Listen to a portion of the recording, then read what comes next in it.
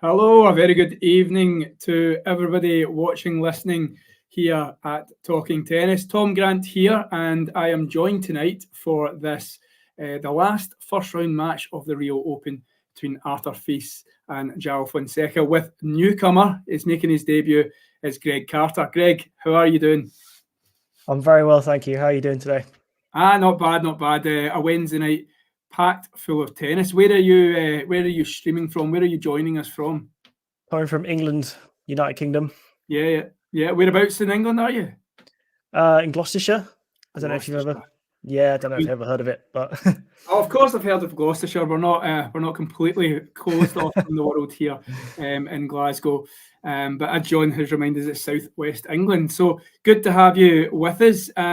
What's your tennis knowledge then? What have you been watching recently, and who have you been following in the tennis scene? Yeah, so I mainly follow British players. That's kind of my thing. But I watch a load of tennis when I'm working, doing nothing. Just it's good to have a match on at the side. So yeah, I watched Andy Murray sadly lose today. Yes. Against the very young and up and coming star Mensik, to like 3 very close tie breaks. So that was a fun watch. Yeah, here, listen. At one point, I was going to text the Talking Tennis WhatsApp to say this could be the sorest one of all after that volley on set point in the first set. But yeah, we'll get into to Andy. We'll get into whatever's happening in the tennis world. A lot going on. As always, anybody who is watching, listening, wherever you are, make sure you like us and subscribe to the channel. Look at us creeping towards that 6,000 marker. Come on, I've kind of tried to tell John that I would get that tonight. I might be a dreamer, however. But yeah, we are going to tune in, as you can see on your screen, to Frenchman Arthur Fils, or Arthur Fils, I think, as he prefers to be called, and the player that finished the 2023 season as the world #1 in juniors, Joao Fonseca, who this one was pulled over from yesterday because of the rain delay. So it's the final first round match. Put you on the spot a little bit, Greg, and I'll be honest, other than Fonseca's prowess in the junior ranks, don't know too much about him. You got any ideas? Have you watched any of his play before? Yeah, I think I watched a challenger match with him. I can't remember who it was. I think it was against a British player.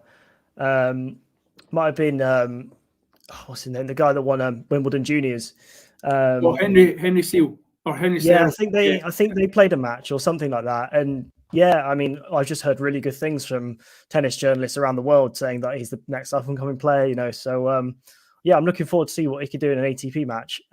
Not his first one, is it? It's his second one. So second one, I think last year good, he was here, and he lost to Alex Molchan in the round of 32. So still looking for his first ATP win. Would you believe, I was having a look beforehand, Arthur Fils, obviously still a very, very young man, who's been on the scene for probably a couple of years, but him at 19 and Joao Fonseca at 17, they've got a combined age of 36.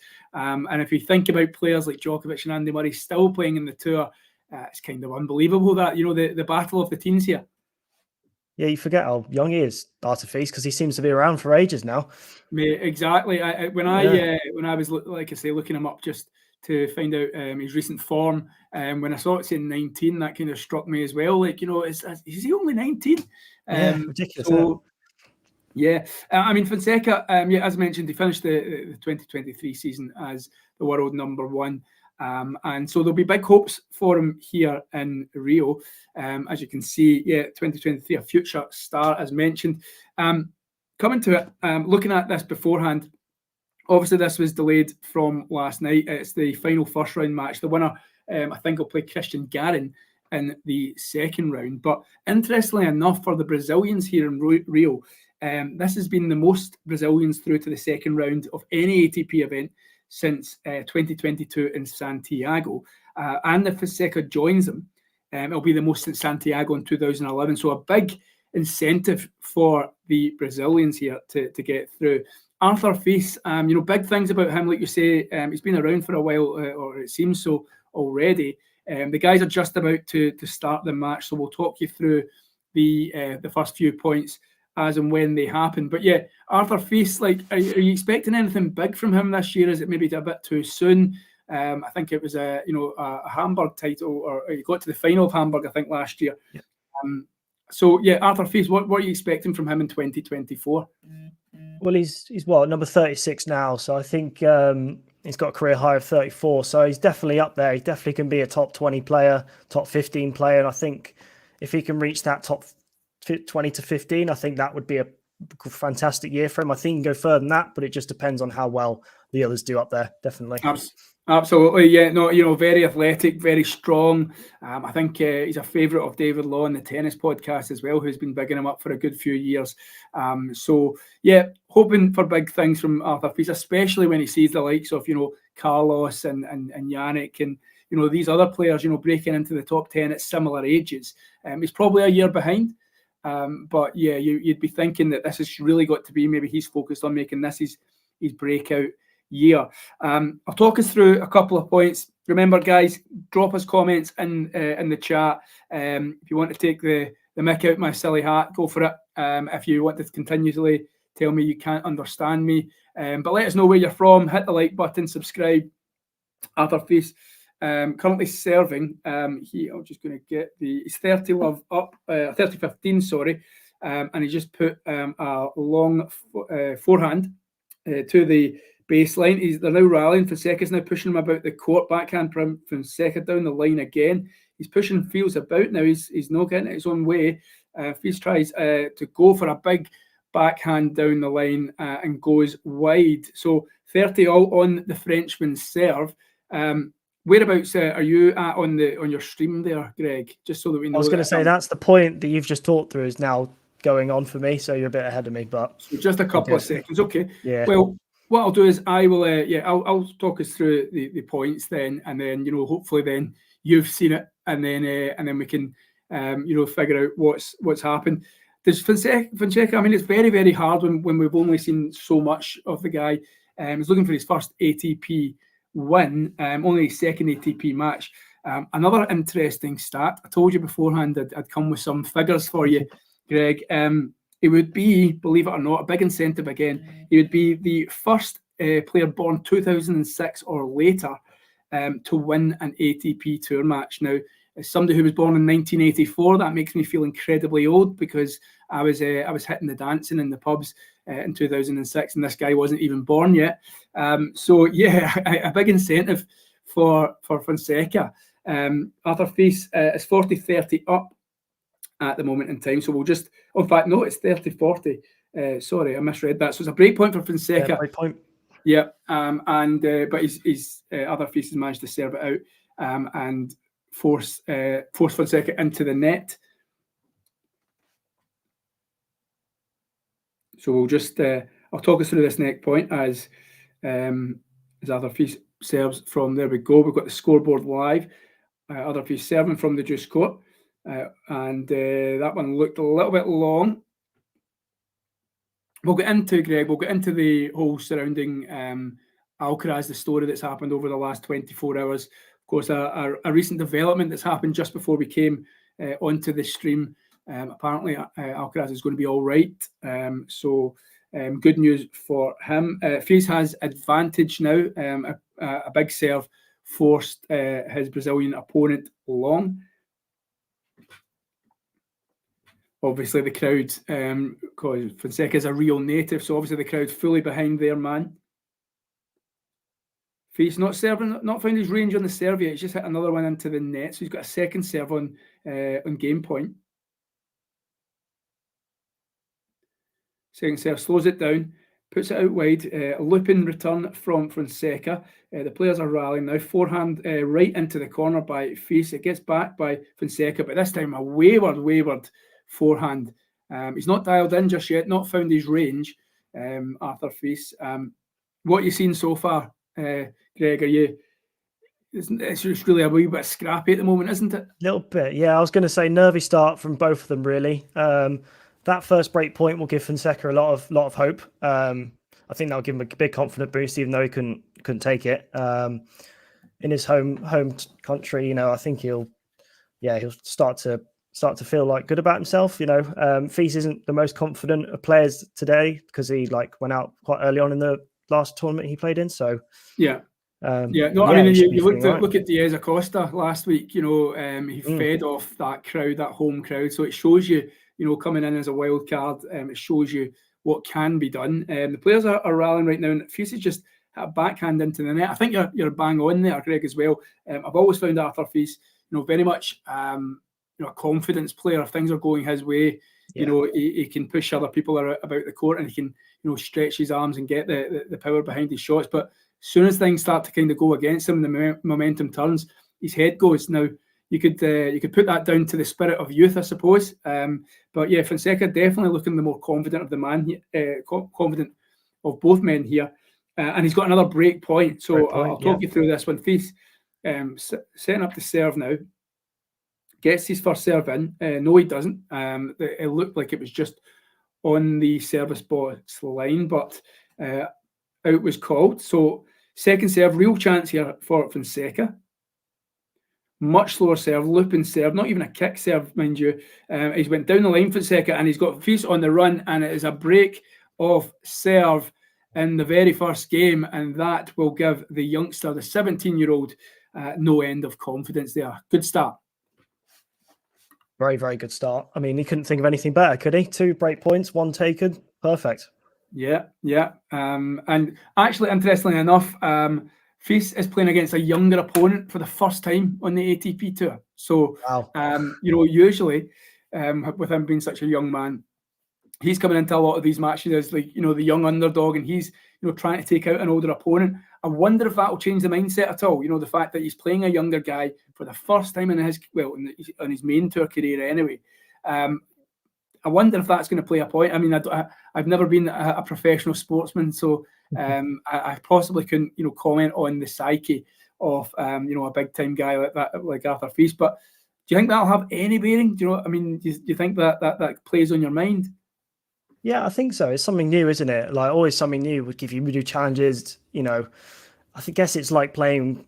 It's tricky, isn't it? Because it's obviously something new. You don't know what he's going to come out with. He's probably not watched a lot of him, as most of us haven't. So, yeah, it's just a brand new experience for him. And I think, give him his confidence. I think it might scare him a little bit, but hopefully he's mentally sound enough to come through, and this break point will test him. Now let's see if he can get a boomerang break, as I like to call it, and see what happens. Yeah. Listen, my motto is always there's no point in a break and serve unless you can consolidate in the next game. So unless you've obviously won a set, I suppose. So yeah, just to kind of talk about Fonseca's recent play. He was put out in around the 32 in Uruguay. Just checking on the ATP site now. At the end of January. Played Buenos Aires on the 15th of January again in a challenger, lost in round 32 there as well. He did get to the semi-final of the Buenos Aires 1 challenger right at the start of the year, losing to Popko in the semi-finals in straight sets. So, you know, he's not coming in with a whole bag of form on the challenger tour. So it must be, you know, the fact that you get that adrenaline rush of the home crowd, you know, playing an ATP match. So I like these kinds of matches because, you know, at one point Fields will come back into this match and, you know, the momentum will shift. As you can see, as we talk through the match, it's 15-all in game 2. But yeah, news all around the tennis world over the last 24 hours. 2 points into last night's match for Carlos Alcaraz. Hoping to go to Rio and, you know, bounce back from a disappointing start to the year, losing to Jarry in the semi-finals of Buenos Aires. But yeah, 2 points into it. Ironically enough, you know, he goes on to break serve, but, you know, he just could not get moving with that ankle after that. And, you know, he ends up, you know, pulling out of the match. Now, we have heard in the last, you know, half hour or so that he has had an MRI scan. And he believes it's not as bad as first feared, and he'll hopefully be playing the Las Vegas exhibition with Nadal, March the 6th, the Netflix match. Did you manage? I don't know what your sleeping arrangements are, Greg, but do you stay up to these matches to all hours? I didn't actually. I had work in the morning, so I didn't actually stay up for that. But I woke up to always check the score when I wake up, and I saw the 1-1. I was like, oh, something's gone wrong here. So I got up with it afterwards, and then saw the 4, which looked a nasty one. So it gave me Zverev in Roland Garros vibes. So luckily it's not as bad as that. Obviously, he actually managed to walk off, which was good. Yeah, no, definitely. Like I'm the same as you. Work is the killer.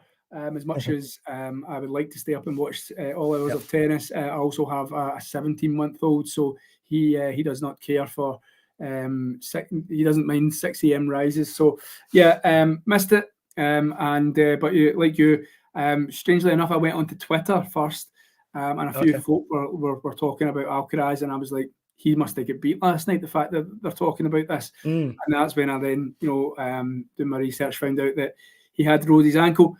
Big curly toss fan, mate. I do like watch. I think out of any other player on the ATP tour, if he's playing somewhere, I'll be sure to try and tune in. So it was really, really worrying for a good part of today.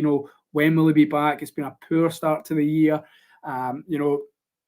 We have the French, not a million miles away, but more importantly, we have Miami and Indian Wells coming up. He'll want to make his mark there with Djokovic playing these events this year. So glad to hear that he will, or that he was. And the more I thought about it today, Greg, I thought maybe it was just precautionary. Not to disrespect the Rio tournament. He did get to the final last year, but yeah, I wondered if maybe the fact that he weighed up things for those maybe 10 minutes when he played the return game and then played the service game, maybe he weighed up things in his head and he was just thinking, I want to play well here in this tournament. I respect this tournament, but there's bigger hurdles and bigger challenges ahead. And maybe I should just rest this one, concede this one, and then look to the future, because you don't want to do more damage. Did you get that sense? 100%, yeah. With Fonseca actually consolidating break there while we were talking, but when like got all the strapping on, and then he played another game, didn't he? And then just called it there. So I think it definitely was precautionary. I think he could have carried on if he liked, but with that slam on Netflix to come, Indian Wells is probably his priority as he's defending champion in that one. So yeah, I mean, I think he did the right decision probably for himself. Sad for the tournament, but yeah, he's only defending final points, so I don't think he matters too much about it. Yeah, no, I couldn't agree more. Good to have. You want to have the best players playing against each other in the best events. So no disrespect to Rio, and I know that producer John is out and about there. But yeah, the tournament will be a lesser tournament without him, but he's got to look after himself. So as you mentioned, Fonseca has managed to consolidate the break, as you can see on screen. He's putting a lot more pressure again on the Fils serve. Now, I'm one who tends to get ahead of myself, but this is looking like a fairly comfortable match so far. Fils is all over the place. He's just tried a +1 backhand on the rise, going back the way. He's tried to go for a winner when really you should be just block returning that back into court and reset yourself again. And it's went nowhere. 2 more break points for 17-year-old Joao Fonseca. This isn't what we expected, is it, Greg? Not at all. From the world number 600 and something. I can't remember the exact one, but it was 655. So against the 36 ranked player. So this is extraordinary if he comes and gets a double break here. Well, he's staved off one of them. He's done it with a serve that couldn't be returned. Fonseca did get his racket on it, but one more chance for the I was going to say the teen, but they're both teenagers. So let's see what happens. Serve by Fils. He gets the first serve in, which is needed. He goes down the middle of the court with his +1. The ball's rising high. I think that's what Fonseca likes to do is get the topspin bouncing. He's now come into the net, Fonseca, and he's put away the volley, and he is a double break up. And you can see by the pictures, the people in the stands, whether or not that was his family or not, who knows, but it clipped to a woman and a young kid who were just going absolutely bananas. Joao Fonseca has won every game so far, and 2 of them have been on Arthur Fils' serve. Wow, yeah, I mean, we talked about Fils. I'm just going to quickly dial into his previous form. Where was he before? Was he in? He wasn't. Was he in Argentina last week? I think he was at Argentina and lost lost to Lejovic, so that was a bit so he disappointing did. in straights Right, as well. So yeah, and then I mean, his tournament before that was the Aussie Open, where he lost to Griekspoor in 4. Who, you know, Griekspoor has been in decent form. Yeah, I mean, it's disappointing for Arthur Fils. Like, I mean, look, I'm not writing him off yet. That this guy might be feeding off the energy off the crowd, as I said. So yeah, who knows what's going to happen next. Good to have you with us, Billy, and we've got Fabio. How are you doing, guys? If you guys aren't already, make sure you like, subscribe to the Talking Tennis channel. Hit us with some questions that we can discuss if you want. Being a Brit then, and a guy who follows the British players, talk to me. We've mentioned it earlier on, but like, talk about Andy Murray. As obviously as a Scot, it was a tough watch. Do you know what? That's a bit extreme. Not a tough watch, because I thought he did play really well against a guy who is up and coming. He's hitting his stride. His first ATP quarter-final, but he's been talked about for a long time at the challenger level for doing things mentioned. I think he's actually been the player of the week on this channel many occasions. So yeah, did you manage to catch the match today, Greg?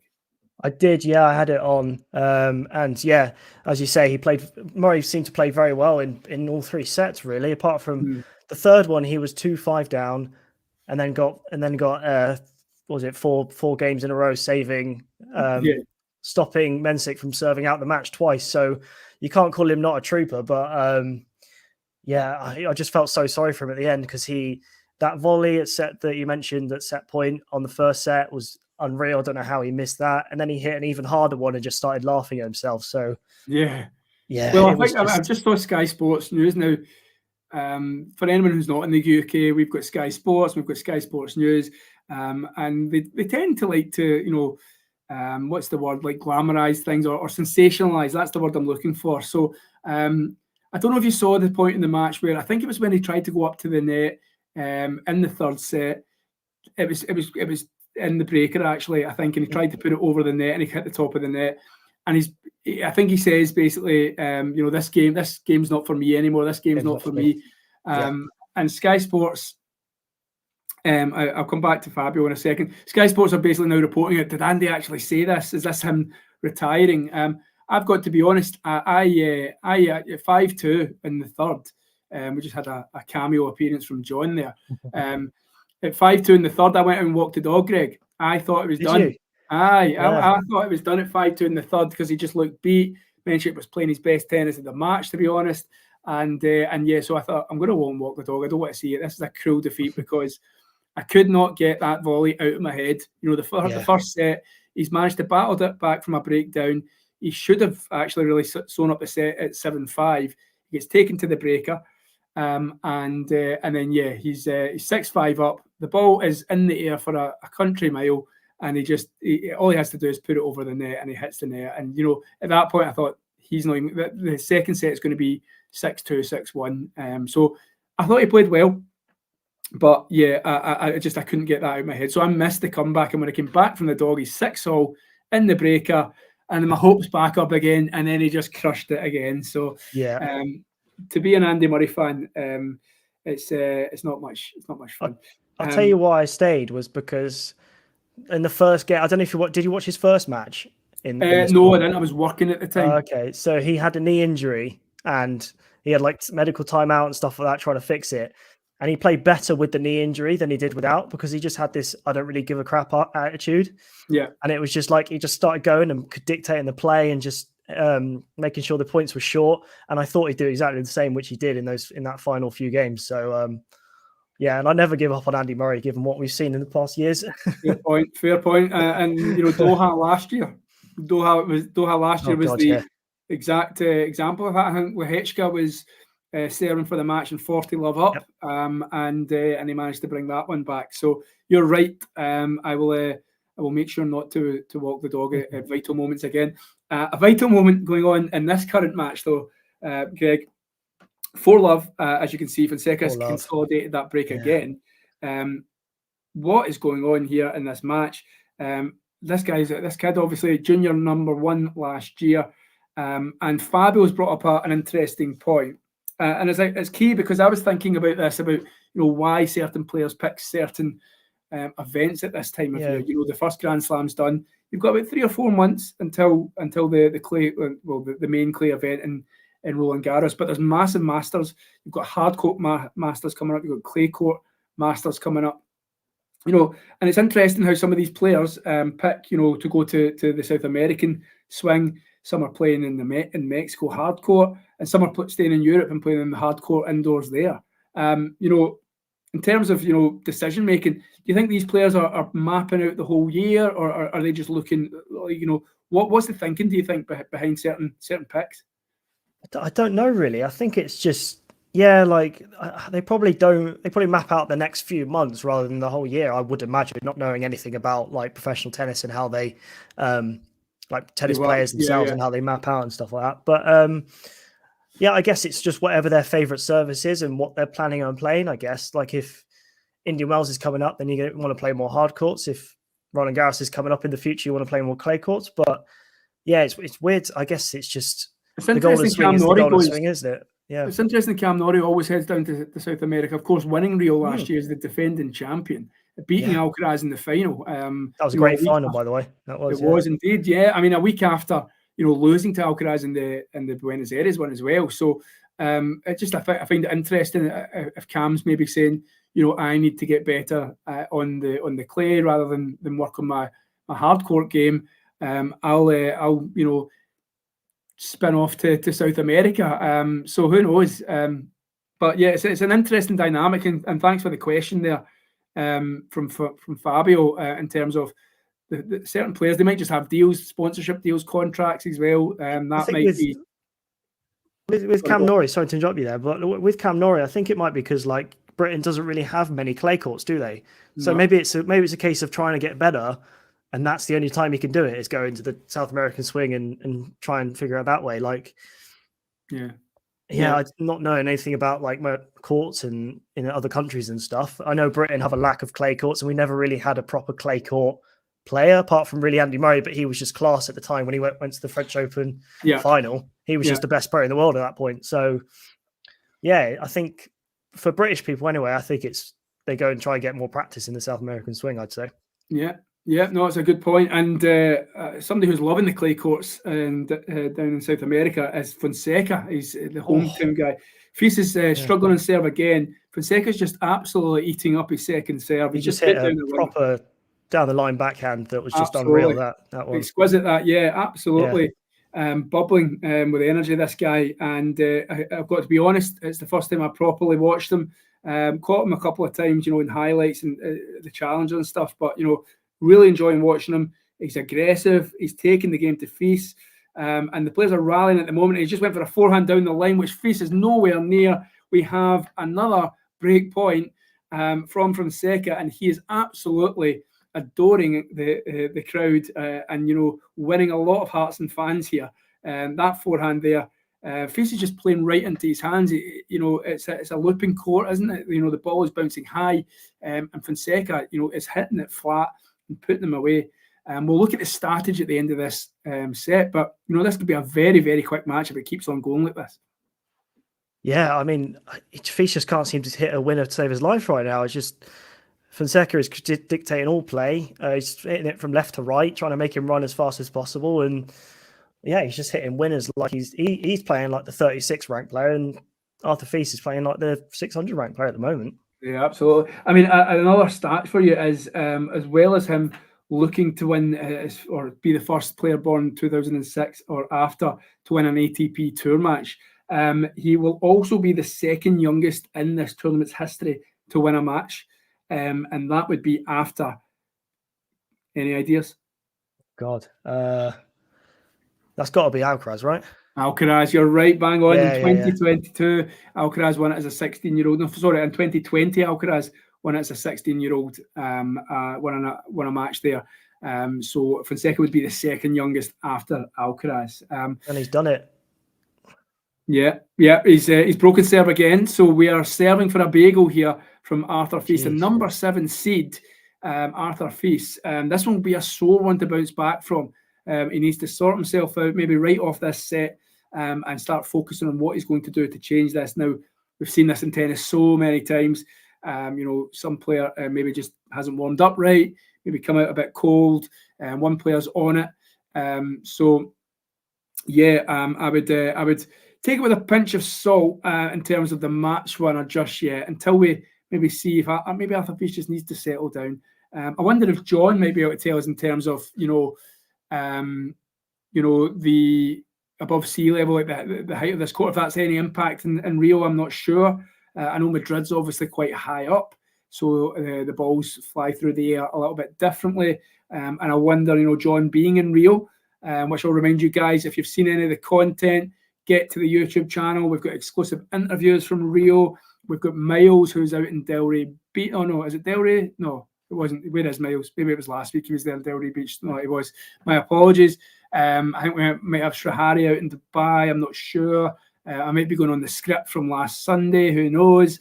I did the Rotterdam final on Sunday, Greg, so I'm maybe just going off that. But yeah, I wonder in terms of the climate in Rio and the altitude is the word I'm looking for, whether or not that's having an impact. And maybe Fonseca's just more used to this kind of these conditions, because I certainly did not expect Arthur Feast to come out playing like this. You did give us the heads up, Greg. You said he hasn't been playing well, so yeah, maybe he's just bang out of form. Yeah, I said that, but I certainly didn't expect this. I expect it to be the other way around, to be honest with you. I thought Arthur Feast would come back and try and prove all the doubters wrong, try and fix the start of the season he's had, and yeah, he's done the exact opposite. 5 love in 24 minutes or whatever it is. It's Has Arthur Feast played this tournament before? Has he played in this kind of South America before? A very good question. Arthur Feast. Where was he? I think he did. I just wonder if he's not used to conditions or anything like that. Like if anything's troubling him, or no, last year, no, of course not, because last year he was in Europe, so he played in Marseille last year, of course, because he got to the semi-final and then lost to his compatriot Benjamin Bonzi. So that's round about this year. This time, Marseille, yeah, that was the 20th of February last year. So no, he wouldn't have been here. So he's taken a different route. He's taken a different aspect to his play. Again, Frenchman, home slams on a clay court. Is he trying to put all his eggs in the basket off the clay court season? You've got Monte Carlo as well. You've got Rome coming up as well. So that's my thinking in terms of why he would be. I'm just sorry. I'm being distracted by John's answer to the. Well, that didn't really answer my question, but anyway, sorry, I got distracted by that. Yeah, so I wonder if that was the case, but no, as far as I'm aware, he hasn't played, in Rio before. So we have 30 all, 5 love. I'll talk you through the next couple of points, just because we could have a set winner. Hi Nicholas from Athens in Greece. So hello. Right, so we've got second serve. Feast again goes along with it, and it wasn't even that pacey, the second serve. Feast is just going to have to put this one down to a bad day at the office if nothing improves. We have a set point for a bagel for the young Brazilian, and this is beyond his wildest dreams. Imagine somebody in the locker room before the match and says, you're going to go out and play the world number 36 and you're going to bagel him in just over half an hour. I don't think he would have bought it. He's just went for a forehand down the line. He's got Feast where he wants him. He comes into the net, not where he wants him. Feast finally trying to find a bit of form here and does his passing winner. Certainly the first winner that I can remember Arthur Feast pulling off, and he does it right at the right time. It was on set point. I wonder if we're now going to see maybe something different. Yeah, cross-court winner, just as he was coming into the net. Timed that well. Yeah, very well. It'd be a late comeback if he does this, but fair play if he can come back and at least get a break. A late comeback, and we'll be here all night, Greg, if he comes back to this. Like, the set will be going on for another hour or so.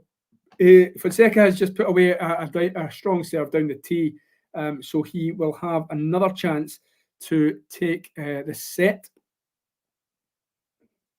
It's funny, I'm watching it on a stream, a betting stream, and the odds this match. I won't go into it too much, but the odds on the winners of this whole match is completely flipped from when it started because of the start it's had. It's crazy. Yeah. Okay. I wonder what the odds were. What's that?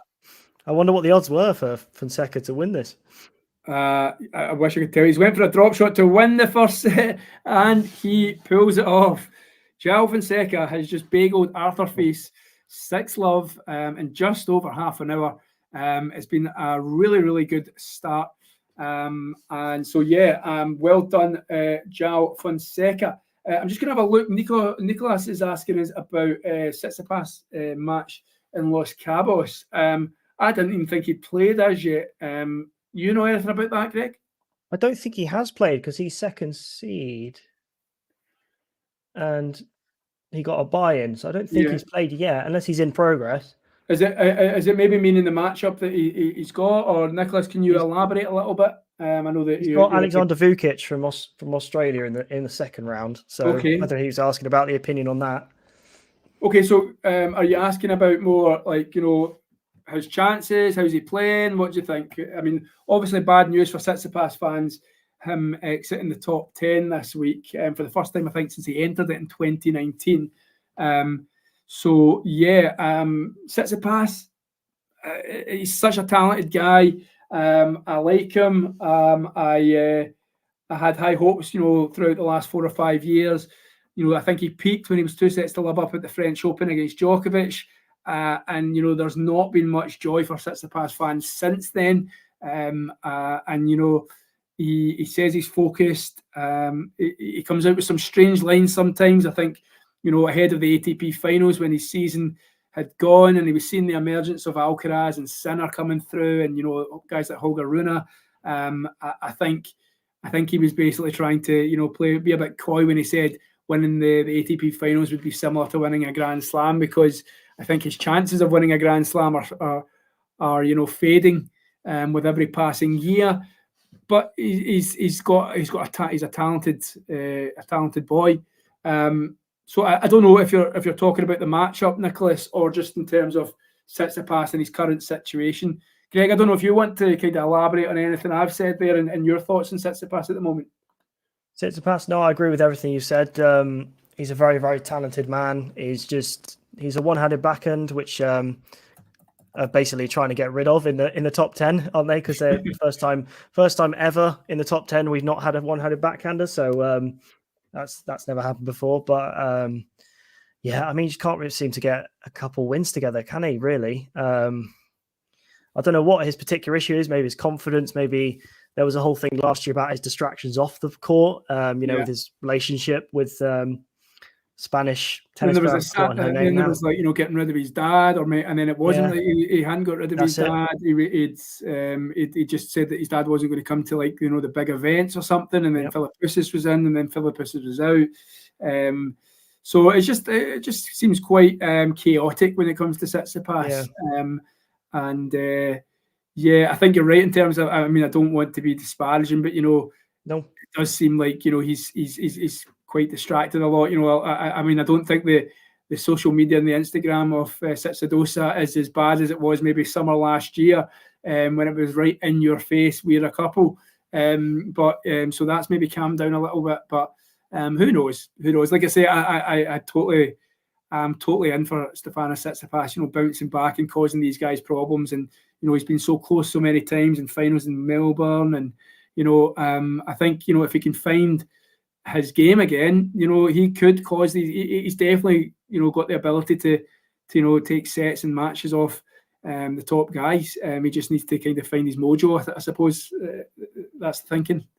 I don't know, in terms of the Vukic matchup, Nicholas, I just had a quick look. As far as I'm aware, the pair haven't met before, so I don't know if you're in terms of the matchup, but. Yeah, it'd be an interesting watch. I think it's in about 3 or 4 hours, as John had mentioned. I mean, I'm just trying to think it because Vukic, did he not get a fairly decent win recently? I'm trying to find where it was. It'd be an interesting match to watch, and in terms of him falling out the top 10 and the whole single-handed backhander, that was a news over the last few days. So.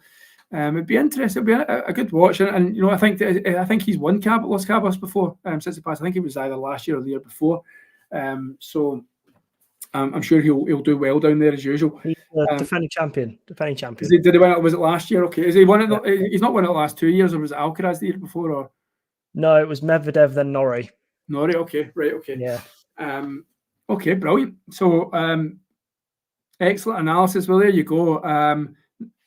I doff my cap to you, Nicholas. Appreciate that. Okay, so I think Arthur Fils, we're still not started the second set. I think Arthur Fils has went off for, you know, a much needed kind of look in the mirror, give himself a shake, as we say. So second set starting. That scoreboard is not a typo. Fonseca did bagel Arthur Fils in the first set. Remember, if you're joining us, wherever you're watching from us, I can see there's a few guys on at the moment. Make sure you give us a like, follow us, give us a subscribe, go to the social medias on Twitch and Twitter and Instagram and give us a follow. You know, the more we can grow this channel, the more exclusive content we can give you from around the world. And trust me when I say we're getting around the world. We've had guys in the States over the last few weeks and in the Middle East. We've got the producer John in South America at the moment.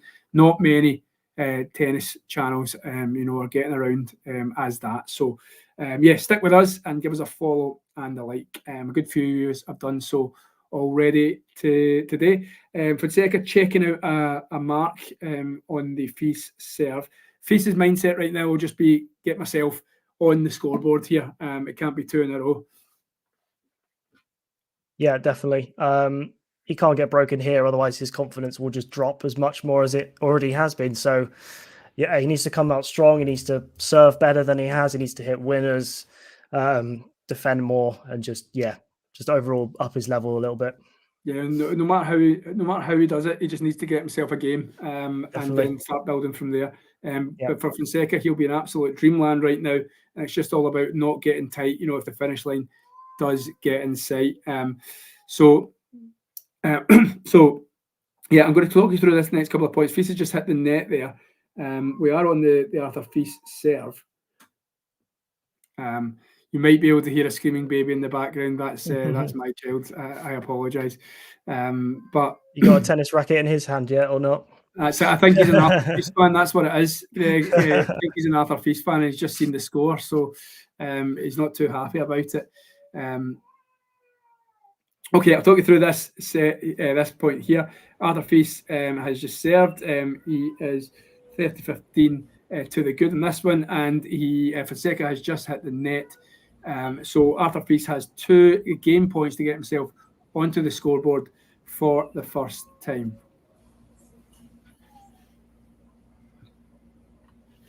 Let's talk through this point here.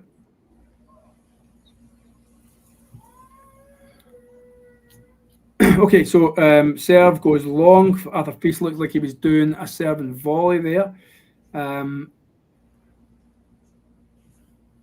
He's going to go again, second serve.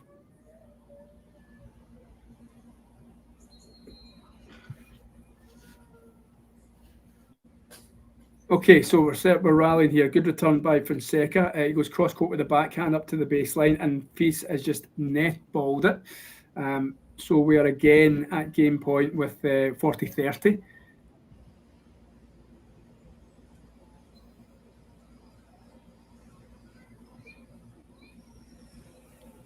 I don't know where the feedback from that is. That coming from John? I don't know if he's. I don't know. Sure. Right, so 40-30 on the Fils, first serve.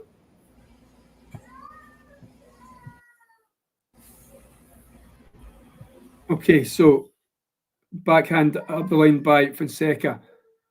And he's just put away a winner, so we're at deuce and he punches the air.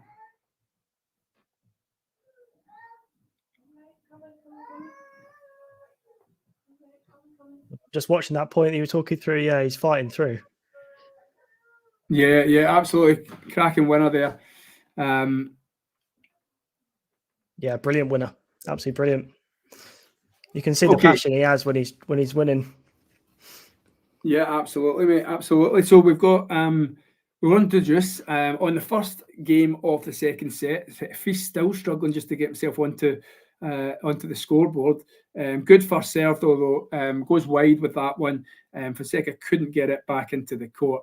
And we have another game point for Arthur Feast to just get a slender lead into the second set. I was going to mention as well, we'll watch through this point and then we'll mention other talking points from today. A first serve into the net from Arthur Feast.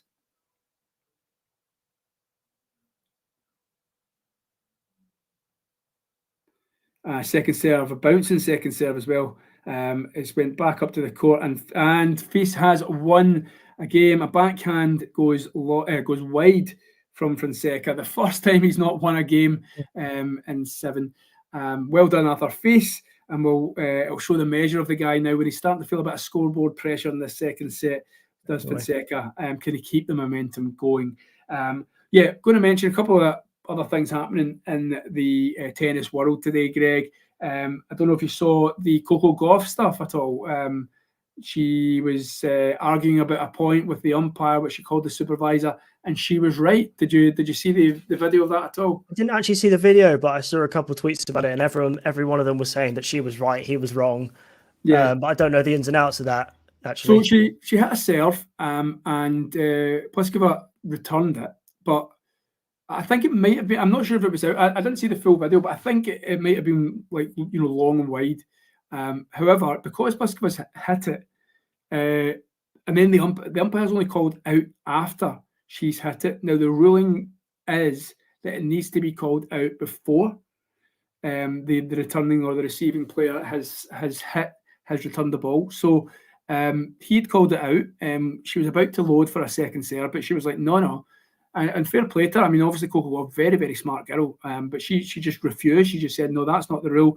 I'd like to talk to the supervisor. I mean, if you see the video, the umpire, I don't know what umpire it was. It wasn't, one that I'd seen too many times. But he totally, you got the feeling he knew that he'd messed up, fairly, and he was just trying to cover his own back. Be interesting to see if you see him out again soon. But yeah, she called the supervisor. I think they looked at it back.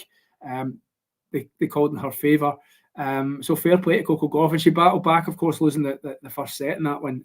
So fair play to me. Like I say, she is a bit of an activist, and I like that about her. And she'll stand her ground. She looks like, because she's kind of known as the kid on tour, and she's been around the tour since she was 15, and people still maybe view her as just the kind of youngster. But she shows she's got a bit of bite to her as well, and she's not going to she's a fighter, and she's not going to take any kind of things that lying down. Do you know what I mean?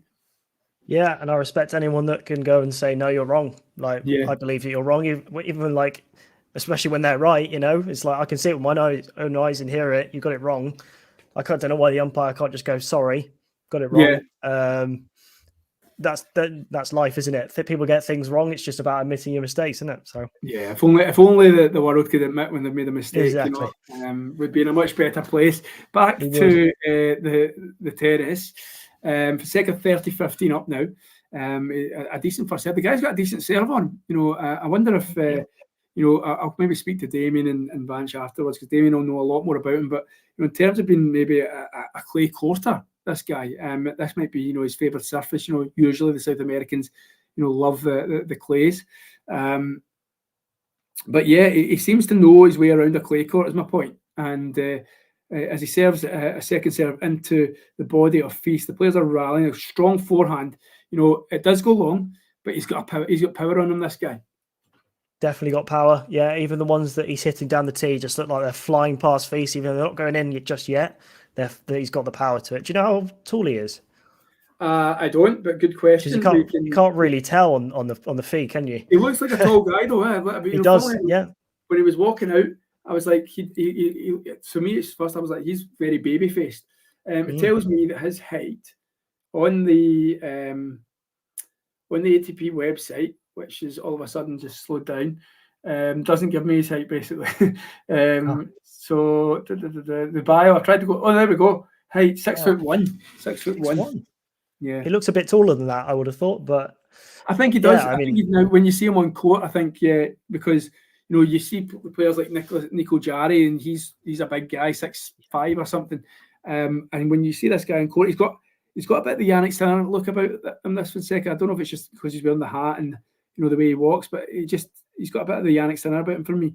He's 40-30 up in this one. I was just looking at Artifice, and he's 6'1" as well, so they're both the same height. I wouldn't have guessed that at all. No, you're right. I would have thought Feast. So would you been the same as me? Feast was a smaller guy. Yeah, definitely, 100%. Yeah, it was always weird when players come out and say they're like 6 foot, and it's like, well, you're not. On the TV, it looks like you're about 5'5", but you know. Yeah, I've got away for years telling everyone I'm 6 foot. No, but I remember my message used to go, "You're not 6 foot." I'm like, "Am I?" And then I think we got the measuring tape out, and yes, I was 6 foot. Yes, you marked on the wall and everything. That's it. Yeah, put the marker. So Arthur Feast, a ball just went long, and they were at Juice. Fonseca now, and I know you're a little bit behind me, Greg, but he's now pumping up the crowd. He understands he's under a bit of pressure here. He just put away a strong forehand and then a drop shot, which again got the crowd on their feet. And that's when he starts to orchestrate the crowd and G them up. Because he understands that Feast is creeping his way back into this, and he does not want to give this guy any sniff at all. Yeah, it was a nice drop shot from him. And he wins the game. Good first serve, forces Arthur Feast to go long. He's going to, I think he's changing racket. Yes, he is. And that one's done its job. Now for the reload. So we're at 1-0. To be honest with you, Greg, even now watching it, and Arthur Feast is about to step up and serve, I don't have much confidence that he's going to hold serve here. Yeah, I mean, he's just not looking as confident. I know he's fist bumping, trying to get his body language up, trying to get himself pumped up, but he's just not looking confident in the rallies. I just don't trust anything that he's doing at the moment, really.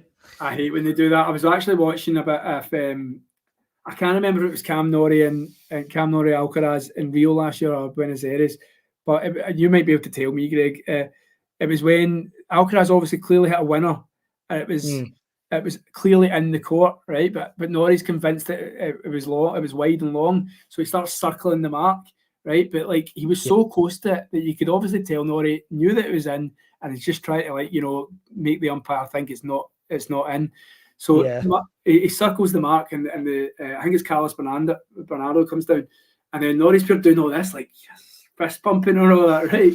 And I'm thinking, watching it back, going, he must have known that was in, and he's doing all this. Yeah, that was the real final. Cam Norrie for me recently, I don't know if he's just went up a level, but over the last year, his fist pumping and his aggression between points has definitely went up a notch.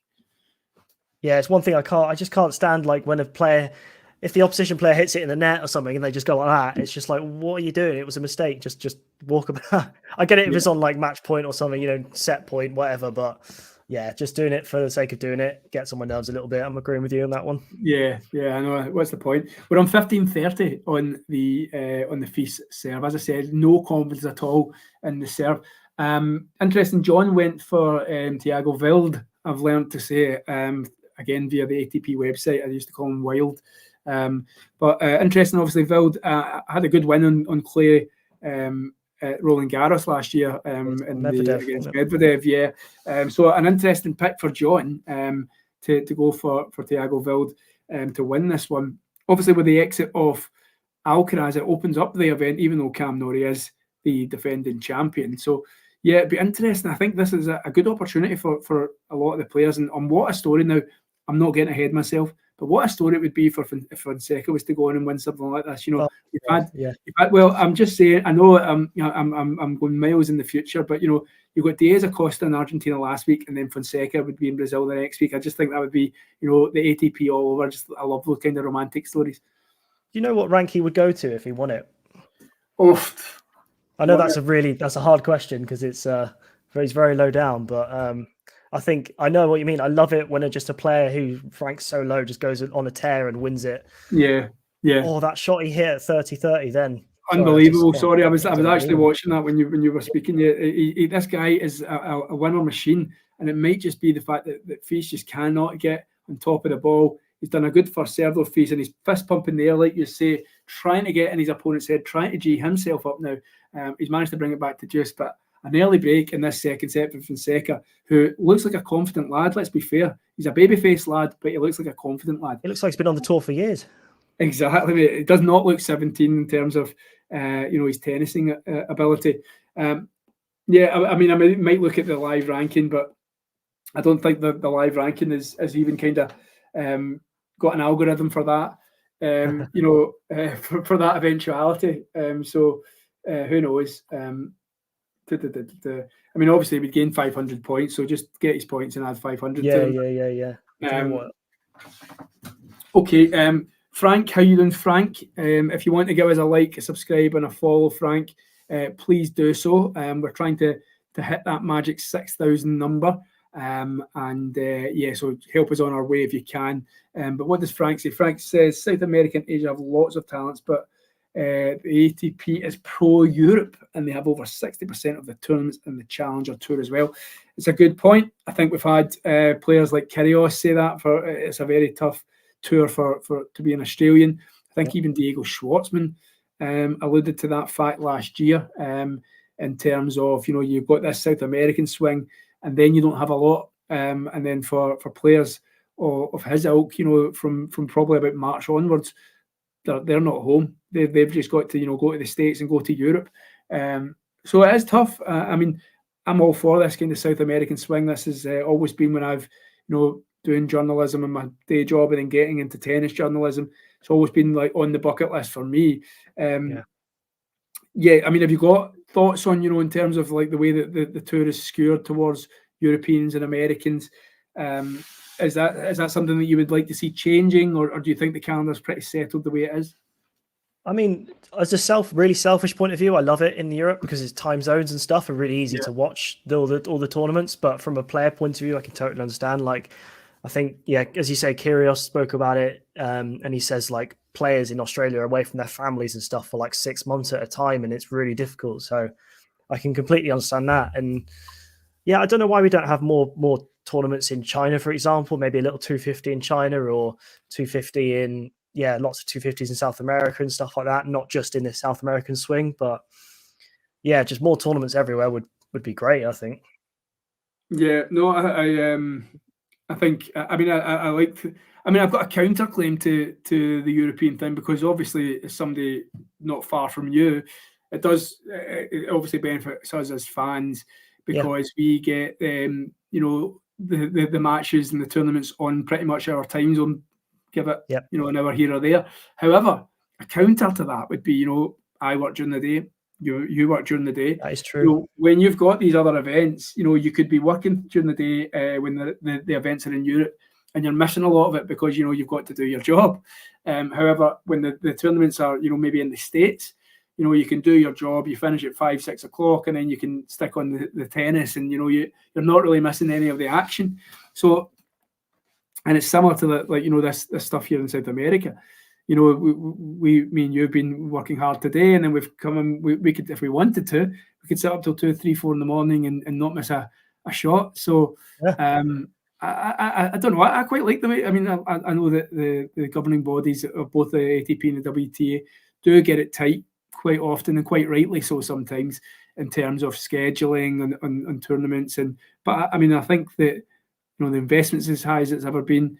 I quite like that they've redone the calendar a little bit, and they're upgrading certain tournaments to 500s, etc. I quite like. I mean, I might be one of the few, but I quite like the landscape. I know what tournaments when. I know at the start of the year it's going to be Oz, and then you've got to Marseille and Montpellier, and then you've got the South Americans, and then I'm buzzing for next month. In terms of Miami and Indian Wells. Luckily for me, though, Greg, last year I was on holiday in Turkey, so I just basically spent my 2 weeks watching the tennis on my phone. The missus was not happy, but I quite like the way the calendar's set. I think post US Open, sometimes you get a wee bit of kind of tennis hangover. You're just like, I've had so much tennis over the last 4 months. I need a break. So I think I don't know. It's an interesting point. You'll never get everyone happy, will you? That's the thing, isn't it? No one will ever be getting it at the best time they want it. No one can watch every single match that's going on the planet. So absolutely not. And I mean, I as I say, you're I think watching it through Tennis TV. I do it on the betting site now, but I'm finding it hard with only one. I've only got the one channel on Sky Sports at the moment. I don't have the red button. So I used to love Amazon Prime. I would have it on my tablet. I would have it on my tablet, my phone. I'd have it on the desktop. I had about 3 or 4 streams at one time, and you could just figure out what was going on. So this year's been a tough start in terms of tennis watching. But I get to enjoy streams like this and catch up with yourself and watch matches this way. So you can always stay on top of things. What have I missed so far while we've been blathering? Yeah, not much. Just 2-all, but both players holding serve. Feast looking a bit more confident, but still on edge a little bit. So I'll be interested to see what he does in this service game. Yeah, it's a game of chicken right now, isn't it? It's who's going to blink first. If Fonseca can get the break, that could be curtains for Feast. If Feast can get the break, then the doubts start creeping in for the 17-year-old. Then the fear starts coming in. Then the tension rises, and that's when you really need these guys, the crowd on your side. So Frank is telling us that he heard. And by the way, Frank, thank you for the subscription. It means a lot. So thank you very much for that. Make sure you check out the YouTube and all the videos that John and co are uploading. It's only going to go from strength to strength. But enough about the selling. Yeah, Frank makes the point that Fonseca was supposed to go to college in America. He's a number 1 junior, but so sad they have few opportunities. And there's a few guys coming from the US college scene recently. Who was it I was watching the other day? His name's totally slipped my mind. His name's totally slipped my mind at the moment. On the match. Sorry, I'm getting distracted by the match. Feast is definitely playing a lot better in terms of his serve.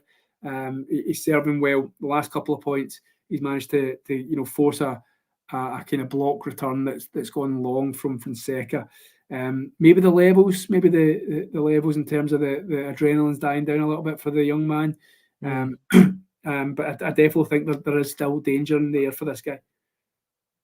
Yeah, 100%. It's something you normally see, isn't it? When the lower ranked players get a set or playing really well in the first one, and then the level sort of dips and it gets easier for the higher ranked player maybe, but it doesn't look like that's the case here, but that could definitely be a thing that happens in the future in this match. Yeah, I mean, saying that, the reverse could still be true as well, because Feast has just gone into the net from his +1. Again, wasn't the greatest of returns from Fonseca. If Feast gives this guy chances, he'll take it. But a lot of this downfall today so far has been a lot of his own making, although that's a good forehand cross-court by Arthur Feast to bring it back to 30-all. Because Fonseca can only find the net.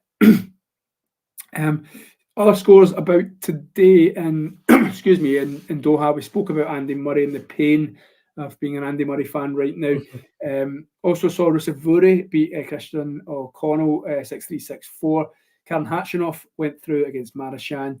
Alexander Bublik came from a set down again. That guy loves coming from a set down. He beat Martin Fucsovic. Popperin went through. Hugo Humbert went through. He's a number 3 seed in guitar, really playing well. Obviously already have a title so far this year. Gail Monfils, that was a good win from him. I didn't even know that. He beat Xinjin Zhang. Has he won that match? Sorry. What's that? I think it's in progress, isn't it, that match, or am I really behind? Oh, sorry, you're right. 6-5 up, my mistake. I misread the final set there. So yeah, he lost the first set. But he won the second set and he's 6-5 in the third. If he doesn't win that, it's going to be my fault because I've already given him that peg. So never ever tell Gail if you ever meet him. So just having a quick look at some of the tennis news, I think Carlos Alcaraz has said "see you in Indian Wells" to his Instagram followers. So as mentioned earlier, I think it was just a precautionary thing. I was surprised by that because it said he said grade 2, wasn't it? Grade 2 MRI tear or something like that. Yeah, and I read up just out of pure curiosity. I looked up and it was like normal recovery for a grade 2 is like 4 to 5 weeks or something. So I'm surprised he said what he said, but let's see if the doctors can work their magic. Yeah, well, wouldn't it be bizarre that you've got this big, massive Netflix showdown and both players would be injured? Yeah, that's looking on the cards, isn't it, a little bit? I totally, in terms of, I think Rafa would have wanted to play a lot more tennis than he had so far. and certainly Alcaraz. I would just bin all I know that it's all about money and growing the game. I would just bin all these exhibitions. I mean, I don't know. Season. Well, yeah, but I remember, look at what happened with Casper Ruud and Nadal last year when they played that kind of weird South American thing, and they were going about everywhere. And then both of them basically absolutely burned out. Nadal was injured from the start of the year, and Ruud couldn't win a match. So, but again, like I know that it's all to do with management, agents, sponsorships, money, growing the game.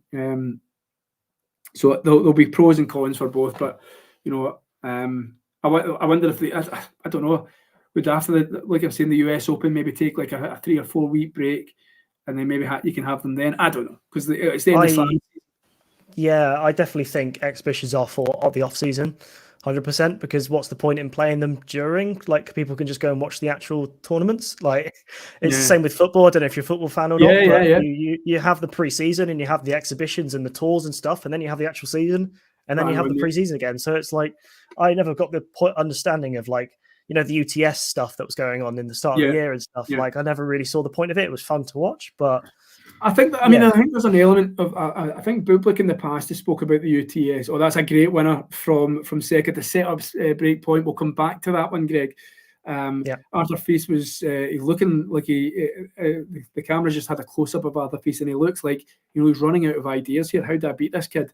And he's a kid himself, of course, but a really strong first serve from Arthur Fils. He started to come into the net to serve volley it. Fonseca read it, and it's almost like he's almost hitting this shot as winner at like shoulder height. And the guy, like you say, is 6'1", and he's looped it right into the sweet spot. And he's just a really good return.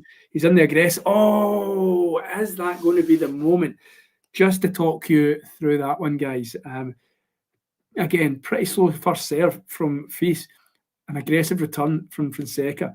He had Fils on the back foot. +1 that was short from Fils. Fonseca had the whole court. He took his time. He could have picked his spot, and he drills it into the net. I think, Greg, you've just caught up in that bit. I've just seen that. Yeah. The difference in that amazing winner he hit, and then that one is just unreal. Maybe the nerves are getting to him just a little bit. Yeah, he could see the headlines tomorrow, like, you know, 17-year-old kid wins his first ATP match. So he's got a return again. It's right at the feet of Fils, and it's looping. He's definitely playing this court much better than Arthur Fils. He's going to wait his moment and wait for Fils to give him that chance to put away. He's going for the drop shot. Fils has read it, though. Fils is there in plenty of time. He's read it, though. He's block returned it. Fils has got to the ball there. Oh, the volley. What a point. What a point. Trying not to be too loud because of the baby sleeping 2 doors away. But that is, I cannot believe Fonseca has not won that point. Well done, Arthur Fils, to get that ball back, make him play another shot. Fonseca wasn't expecting it, and he just went into the net with a volley. Have you caught up with that one yet, Greg? Yeah, incredible get from Fils, but yeah, Fonseca definitely should have been putting that away. That was in visions of Murray earlier. Yeah, I mean, he guessed right, and you just thought the point was his. Definitely, had him on a plate, and then so unlucky.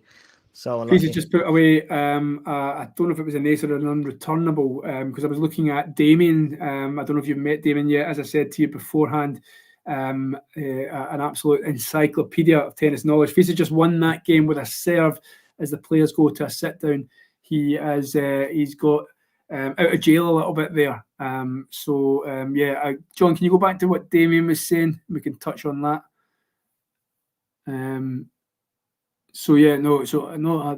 That's how well Joao has been hitting it. Let's see if this continues. But this is quite an improvement in his 2023 Rio showing.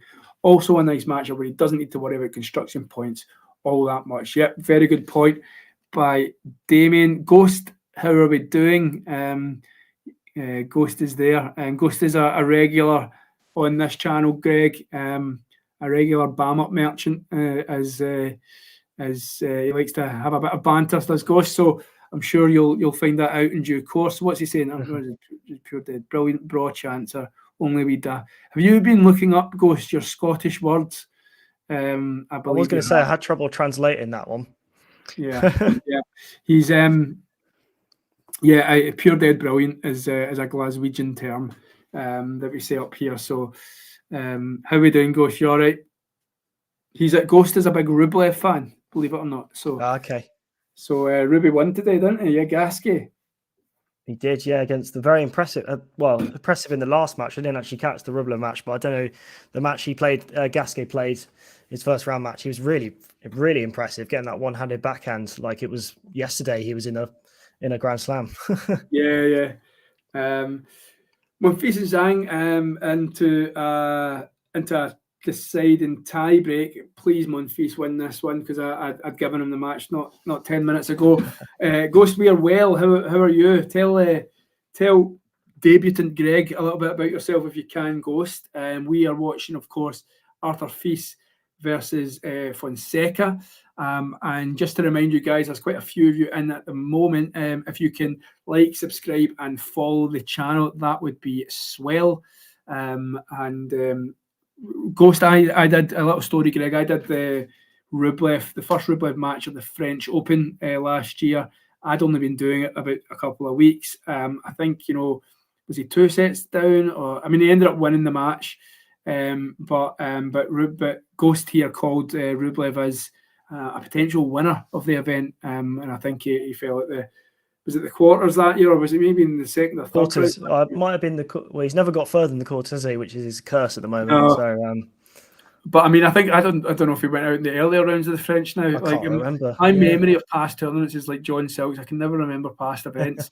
Whereas you've got folk like Damien, Mario, and that who can remember an exact point for 15 years ago. So I follow all those guys on Twitter, and they're just knowledge, aren't they? They're just I don't know what's up there apart from tennis, but back to this one quickly. So we've got 3-2 in the second set. Arthur Fils got out of jail a little bit the last one, based on there was a break point in that one.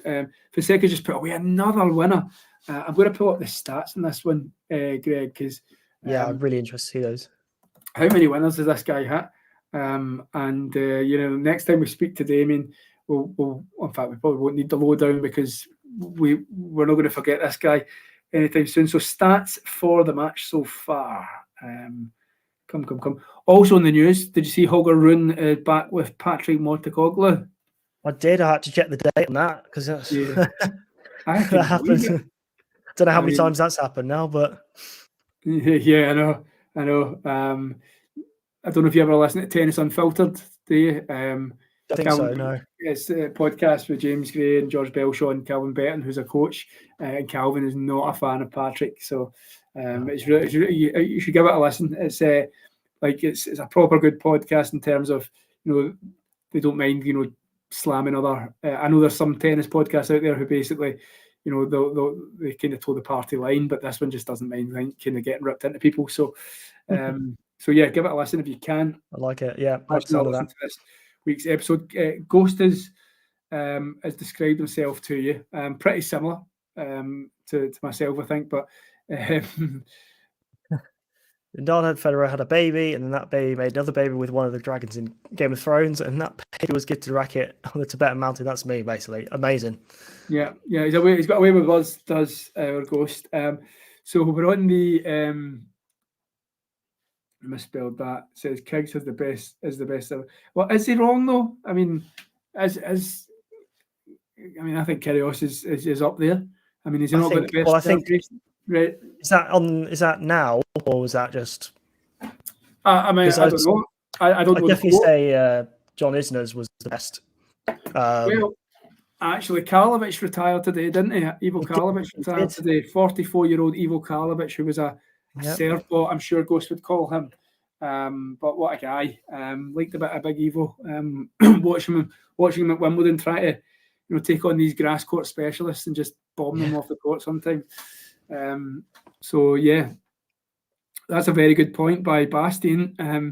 I think Fonseca's dressed as Iga Swiatek for this one. He's got game point here. He's got a first serve at the point. Faces went for a winner, and it is game to Fonseca. We're at 3-3. We're at the business end. We're coming in to the business end. Much more competitive. Of the set. So you can see Ghost has asked you for a bit of background, Greg. I don't know how much you want to share with Ghost. This could be a trap that he will use against you for all time. Ari, the Leonardo DiCaprio story I've told you about. So yeah, if you want to kind of tell guys listening and watching just a little bit about yourself. Yeah, I don't really have much of a story, to be honest. I mean, I've been a tennis fan for a long time. I only really got into it seriously the last few years, watching almost every event I can. I'm definitely not Glaswegian. I am English, Gloucestershire born and raised. So if anyone's from that part of the country, then hello. It's all right down here. But yeah, I enjoy tracking a load of the British players, young and old. So yeah, a little bit about me. Good man. That was a really good download of who Greg Carter is. And yeah, like, you know, it's I'm just having a look at the Holger Rune stuff, but I'm just going to watch this point. Fonseca's just gone long. He was a point up, basically. That's why I got distracted. He was love 15 on the Feast serve. Yeah. And then yeah, so Feast is looking a bit drained here, but you can imagine why. Yes, Gail, come on, 6-2 match point. What's happening? Keep us updated, please, John. And come on, Gail. He's got the serve. We've got the match on his racket as the commentators wanted to say, and he wins it. So I wasn't too wrong. I was just a little bit ahead of myself. Fonseca, another winner, and I've managed to get I've got service stats, return stats, point stats. Okay, it's a bit of statage for you. Fonseca has won 50 of the 86 points played, which is 58% of the points. It's not giving me a winner stat, but it is telling me that first serve points won for Arthur Feast is 20 out of 35, which is only 57%. So that shows you why Feast is really struggling. I thought he was struggling on the first serve. Although he's just put away a lovely drop shot when he was 15-30 down. So we'll concentrate on the next couple of points, because we could be watching something here in terms of Fonseca. He's not gone away. He hasn't died down. He's taken it to this second set to Arthur Feast, and he has put pressure on most service games as well. So Ghost, you know, when Feast is 37, the two guys that we are watching, their combined age is 36. Ridiculous, so would you believe that? Gail Monfils is older than both these guys put together. So there you go. How you doing, Sport and Politics? Good to have you with us. If you haven't already, like, subscribe, follow the channel. Ghost, no, he's not. He's in Rio at the moment. I don't know if he'll be at his computer. I know he's been writing a few things. He's in Rio at the moment, but he's taking a day off from the tennis just to catch up on a bit of work and sleep. So, but he'll be back at the event tomorrow. I think he was last night. He was in attendance, and Fonseca has just broken serve. So big news happening here at Talking Tennis. Fonseca has just broken serve. He is 2 games away from a straight sets win, his first ever ATP title. ATP match. He's not won the title, even though I gave him it earlier on. And as mentioned before, he will be he'll be the first man born 2006 or after or later to win an ATP match, and the second youngest ever to win the Rio Open, a Rio Open match, after a Carlos Alcaraz in 2020. Wow. I mean, I can't believe that. Like the error on Feast on the break point just sums up his game, doesn't it, really? Just can't hit winners. That unforced error he should be hitting into the court, really, and just shanked it, and he knew it as soon as he hit it, and he just put his head down, racket down. Yeah, he's just running out of options slowly but surely. Yeah, not good for Arthur Feast fans. So if there is any Arthur Feast fans out there, please raise your hand and let us know what's happening in your kind of fandom world right now. But yeah, Feast not doing too well down in the southern hemisphere. Of course, didn't do too well in Oz either. As I mentioned, this one will be played. I think it was Christian Garin. Christian Garin, yeah. Yeah, it's Christian Garin. Oh, so what it is? Because Nicholas had asked about the Los Cabos earlier on, I've got that in front of me as opposed to this one. In terms of any other matches that you're maybe going to try and catch up tonight, is there any other? I looked at Mickelson and De Minaur. I think in Los Cabos. I don't know if it says it's going to be 11 o'clock tonight. I don't know if that will be pushed back by other matches. You know how tennis basically says one thing and then it comes on about 3 hours later. But I think that's one of the ones that I pointed out that I would maybe try and see if I can catch today. Anything that jumps out on you, Greg? Definitely Norrie. He's playing one I've not heard of before, Barrios, in the second round. But yeah, okay. I would love him to go and defend his title, so I'll definitely be keeping an eye on that if it's not too late in the evening, because someone's got work tomorrow, so can't really watch too much. Interestingly enough, if Cam Norrie, who's obviously the highest seed left after Alcaraz's retirement, if he does defend it, it'll be the first time in his career he's defended a title. So he'll be choking to do that one. It'll be his first quarter-final ATP 250 level since Queen's last year, which is another bit of info we got. What's going to say? He's an Arthur Fils fan. Massive talent. I agree, massive talent. But what is going wrong? Like, Ghost. We were chatting earlier on about Arthur Fils and his 2024. Should this be the year that he really should be pushing to kind of become the breakout star of this year?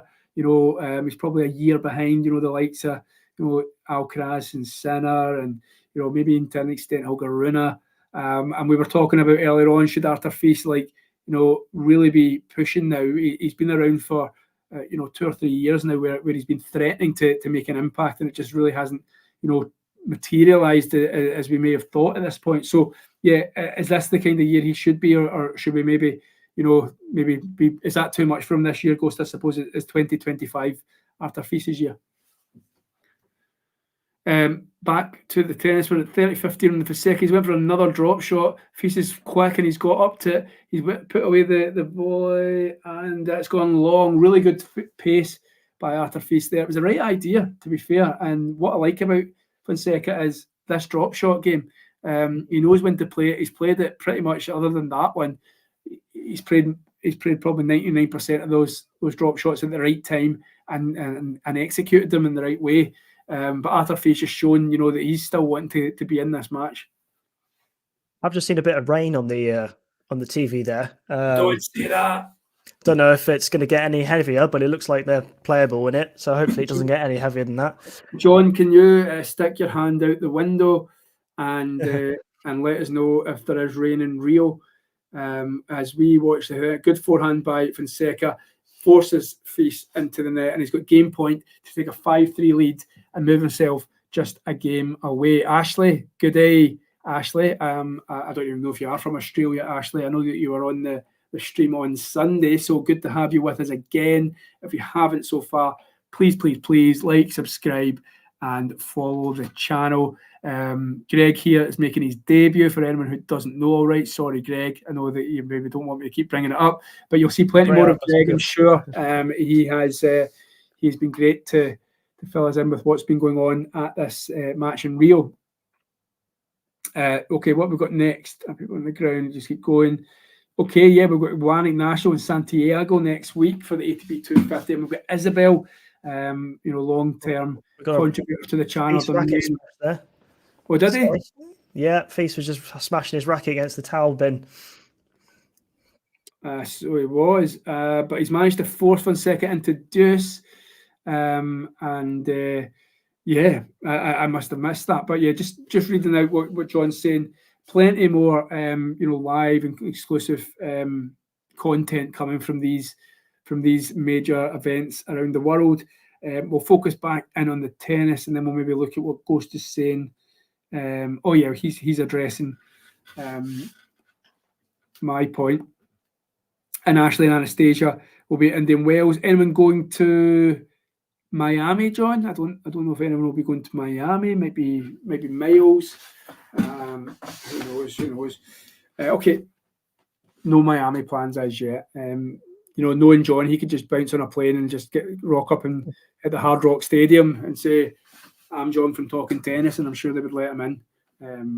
Right, okay, so back to the game point for Fonseca. Good serve. He's went for the drop shot again. Exact same point. Face isn't happy because this one is executed to a T. Absolutely exquisite from Fonseca. He's a game away, and God, he deserves this. Yeah, really nice play. Feast out of ideas. He's serving now to stay in the match. Anyway, back now for you. I mean, it's going to be tough, isn't it? I think maybe serving out the match will be tough for him, unless he breaks here, of course. Excuse me. Because obviously he's never won on the tour before. So that's when the nerves can kick in. And we even saw with Mensick earlier against Andy Murray, bit of nerves, didn't manage to do it twice. So we'll see if the 17-year-old can serve out his maiden victory in a minute. If he doesn't get through this game. Moments here. This could be, another star in the making. 17 years old. And to be playing in this big stage and be moments away from potentially wrapping up your first ATP Tour win, only your second try at it in your home country as well. That's a big one. Absolutely, yeah. The tennis blob. I think Ghost was making a good point for once, and ITs. What was he saying about Mihailovic? Okay, so Lehechka. Well, Lehechka won his first ATP title at the start of the year. I suppose you maybe are saying that he's declined a little bit in the sense that maybe you thought that title maybe have came sooner than this year, maybe in last year. Mihailovic, yeah, Musetti definitely. I was actually going to write about Musetti for a tennis news website because I remember when Alcaraz was getting talked about when he was 16, 17, that Musetti was in a similar boat, getting talked about. And I've watched him recently, and it's another. I hate to say for the one-handed backhand fans, but he's another that seems to be in a road to nowhere right now. And I just don't know. I mean, obviously winning Hamburg, I think 18 months ago, 19 months ago, that really thought you were going to basically go right. This is him now going to kind of step into the limelight, but he just hasn't taken off. I mean, I don't know if you remember him being 2 sets up in Djokovic at the French. I think so. Yeah, it's ringing a bell. I definitely. Yeah, for me, that's when his career started nosediving after that. Although he did win Hamburg, as I said. But yeah, 2021. Yeah. That's the one. Yeah. Hello. I'm so bad with names. Scrambini. I should say it. My Scrambini, I think something like that. Scrambini. Hello, Scrambini. I hope I've got your name right. If you haven't already, which I'm sure you might have or could have, but if you haven't already, please like, subscribe, and follow on all the channels, and check out the YouTube channel. If Scrambini has been here before, I have not seen him. Gene, how are we doing, Gene? I've definitely interacted with Gene before, but yeah, Feast is getting taken off the court, played off the court here. So anyway, let's the players are sitting down. The Fonseca is about to step out for the biggest moment of not only his life, but his tennis career. And John now trying to claim the I saw him first award of 2024. I knew about him first. Listen to me. So anyway, yeah, good on you, John. Okay then, who's going to win next year? Anyway, I don't know. I'm just being so petty.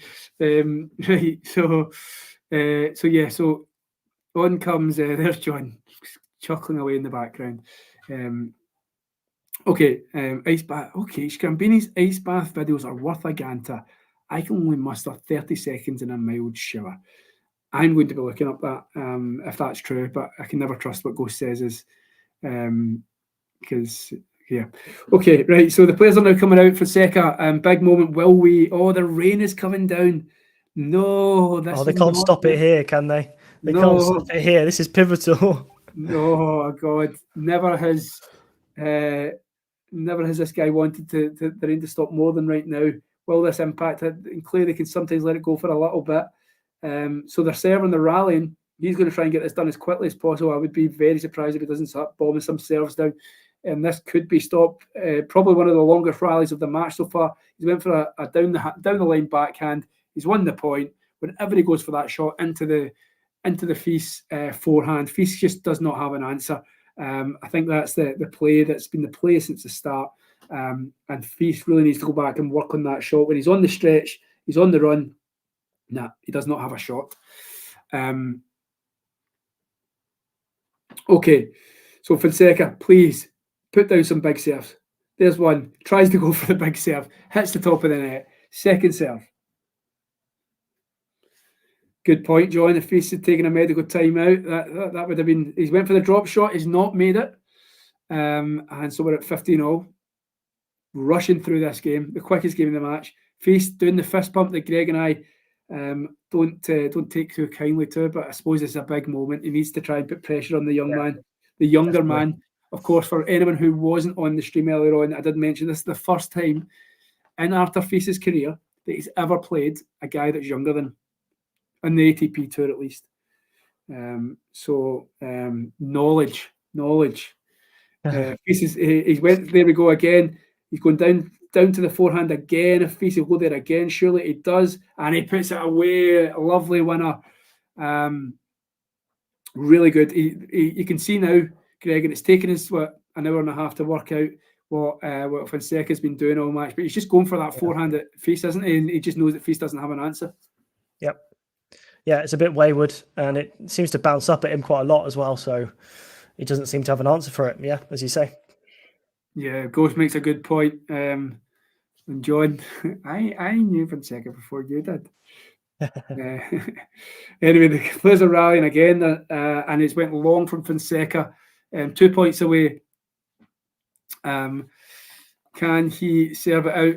We always hear about tennis players and these big moments and how they can't kind of quieten the voices in their mind. He's going to have to do that now. Yeah, I can't imagine the pressure he's under. Good serve, first serve, and it's went into the net. Meek by Arthur Feast. Really, really poor. And we have the hometown 17-year-old real native going for his first ATP win.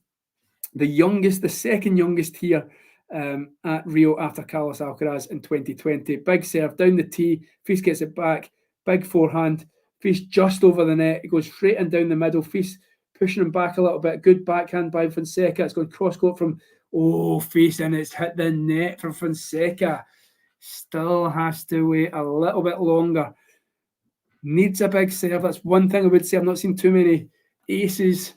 And he needs to work those 3 points into these big moments and take any sort of nerves out of the thinking.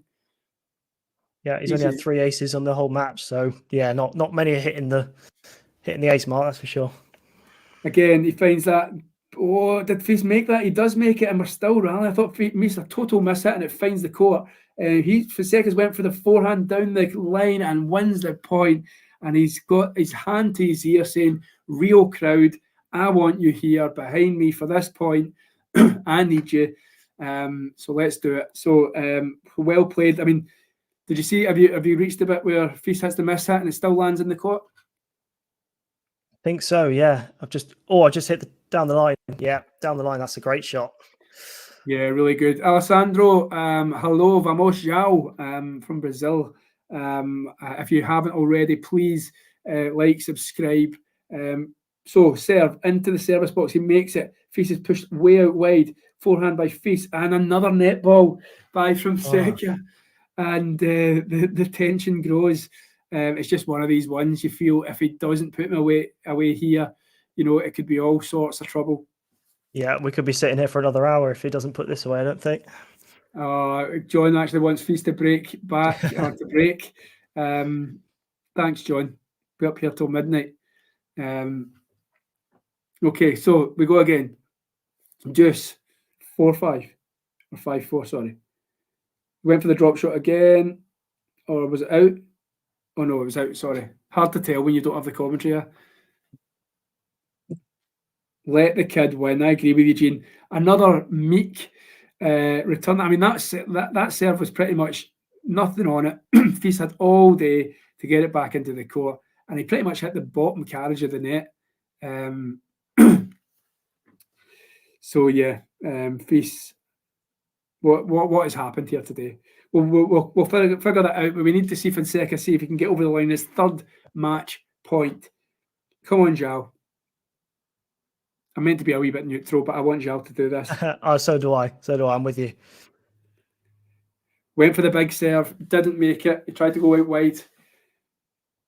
That hasn't been a problem in the last couple of points. So good kick and serve there. Again, Feast is pushed out wide. They're now rallying. Backhand by Feast, forehand by Fonseca. Goes deep and Feast goes long. Fonseca has won the first ATP match in only his second attempt. And he goes onto his knees into the clay. He beats the rain. He beats Feast. He takes off his hat and he's emotional. And why not? This 17-year-old has just taken out number 7 seed Arthur Feast. What a match. What a win.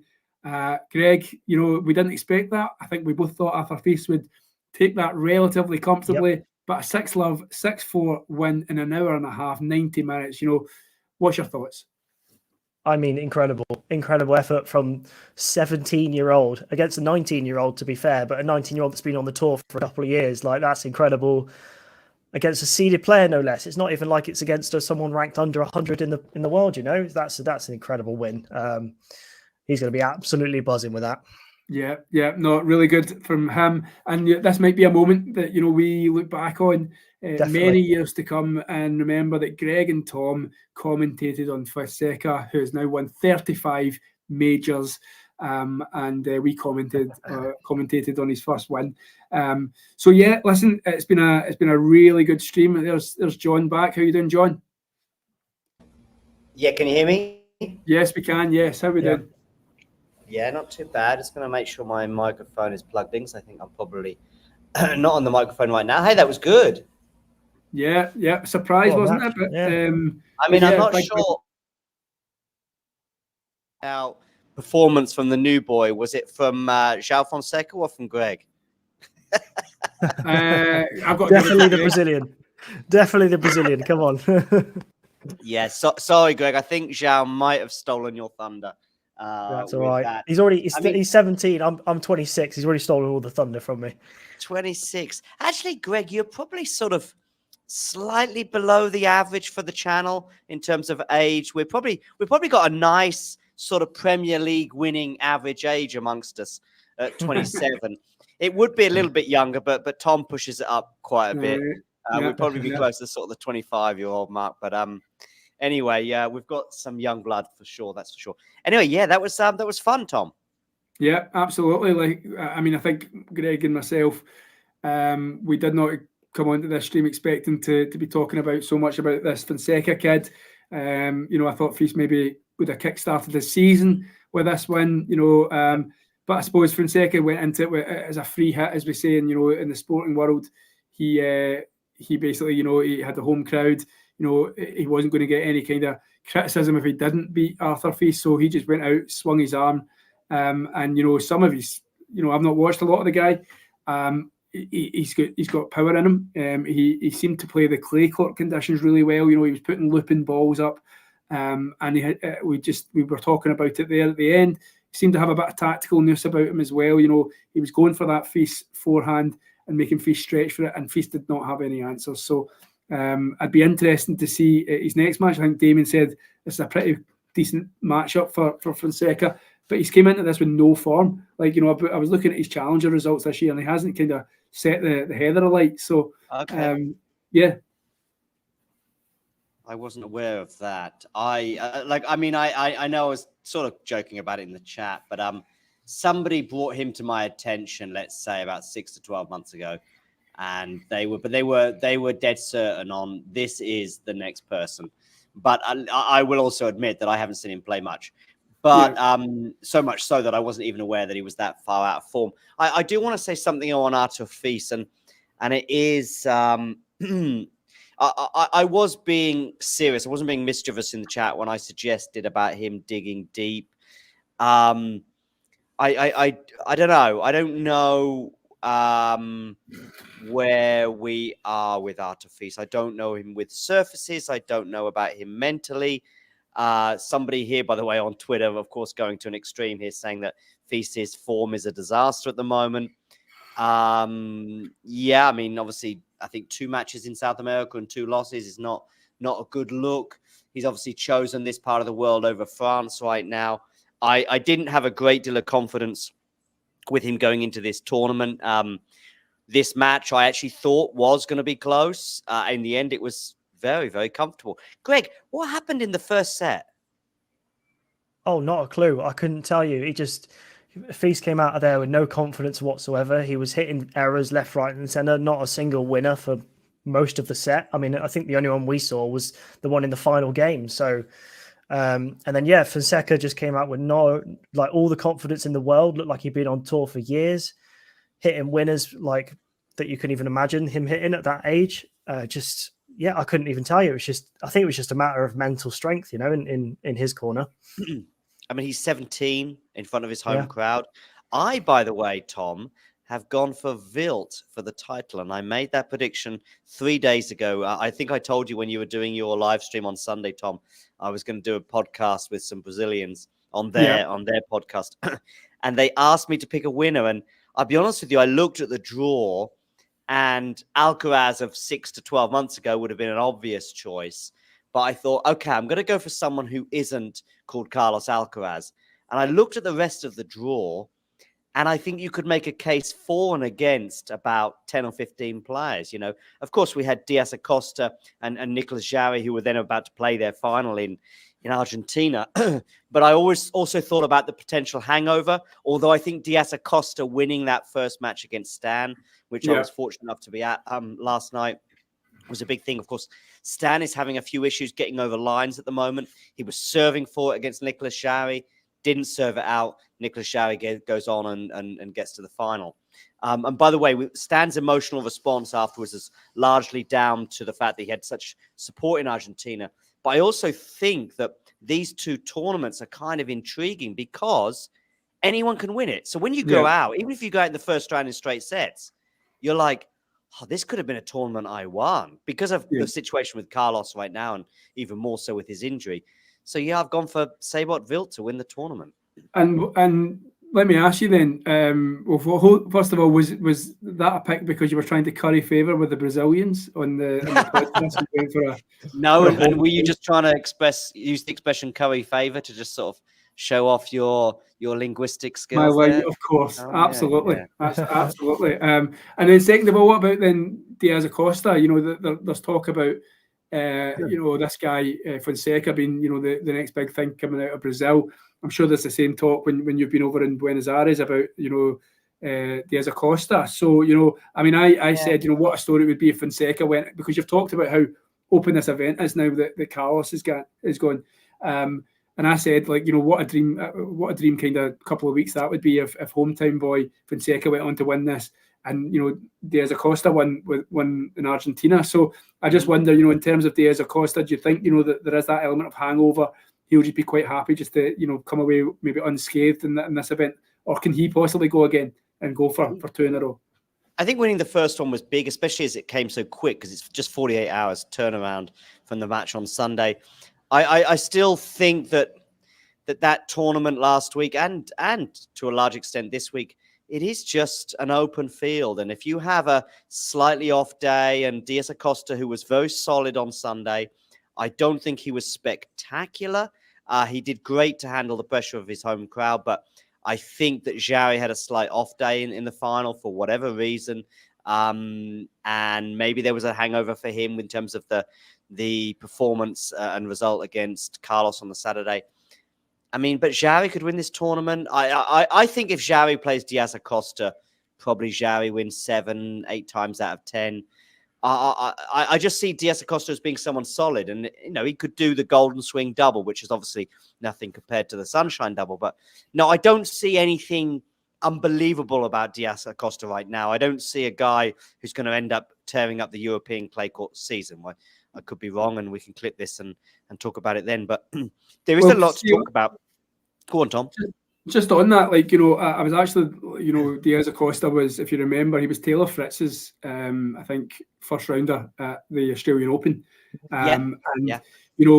That went 5 sets. And I think, we're all well aware of Taylor Fritz's, like, history in Grand Slams, and especially in the early rounds of Grand Slams where he struggles sometimes. And I think Taylor Fritz gets, a bit of criticism, and maybe sometimes unfairly. But I'm sure afterwards Taylor Fritz had said, this guy's good. This guy is a player. This guy, hits the ball really well.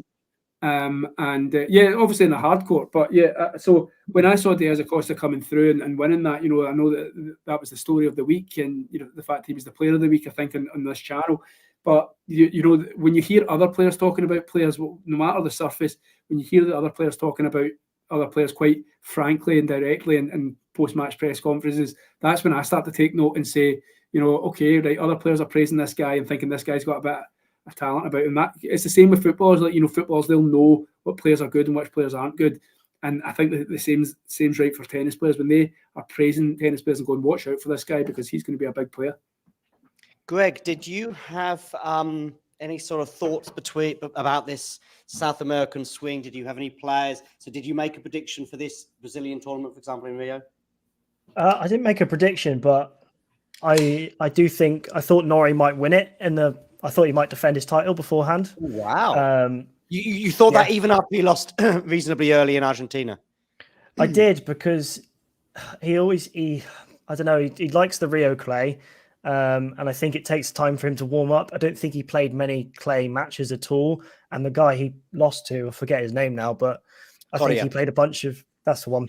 He played a bunch of challenges on clay, so he was more warmed up to clay than Norrie was. So, and I think Norrie loves this tournament, and the draw's really wide open now. There's no seeds left apart from him in his half of the draw. So I think he's well on his way to getting close to that. Yeah. The only thing I would say is that seeds, obviously 9 times out of 10 means a lot. I just think that given the gap between the 1 seed and the rest, and the abilities of the non-seeded players on this surface, i.e. Cam Norrie is not sort of, in the clay court specialist zone. I'm not saying that he's lame on clay, as he proved last year by getting to the finals in both Buenos Aires and Rio. But I just don't. What I mean is, basically, if you're unseeded here, but you're good on clay, and as you said with Coria playing all those challenger matches on the surface, you've probably got as good a chance as anyone, with the exception of Carlos Alcaraz. I know I keep mentioning him, even though he's obviously out of this tournament with the injury. He even lost to Jarry last week, didn't he? So that's your point entirely. That's anyone can beat anyone, isn't it? So yeah, and that's the thing, and it's it's kind of the beauty of it. I was probably a bit more pumped about the Brazil draw. I looked at the first round, of which this FIS Fonseca match was one that stood out for me. I mean, it still stands out, albeit in a slightly different way to what I thought it might. In terms of I thought it might be very competitive and a lot of fun.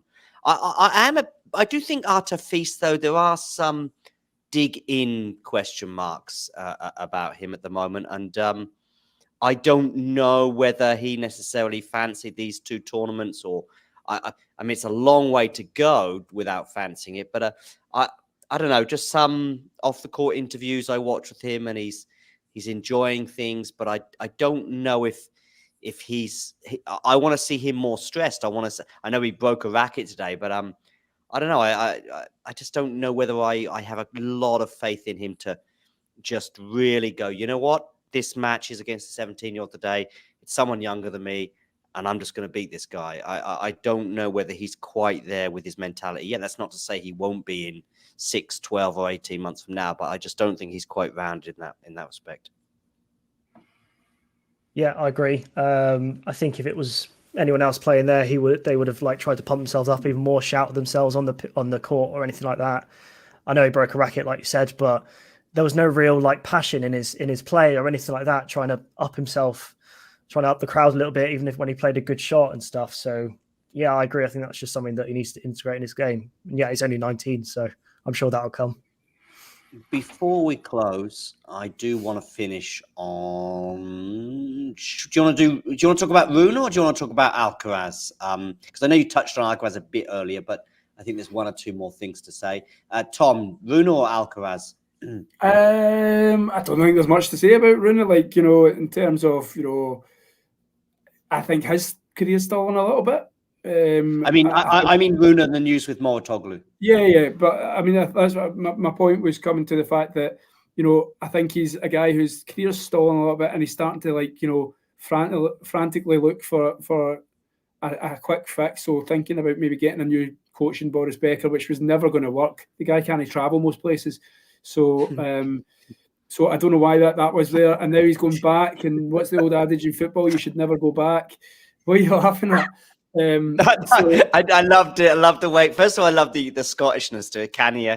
But also, you know, it was just funny. You can't even go anywhere. So, you know, a tour. There's a thing about the ATP tour. The clue is in the title. You know.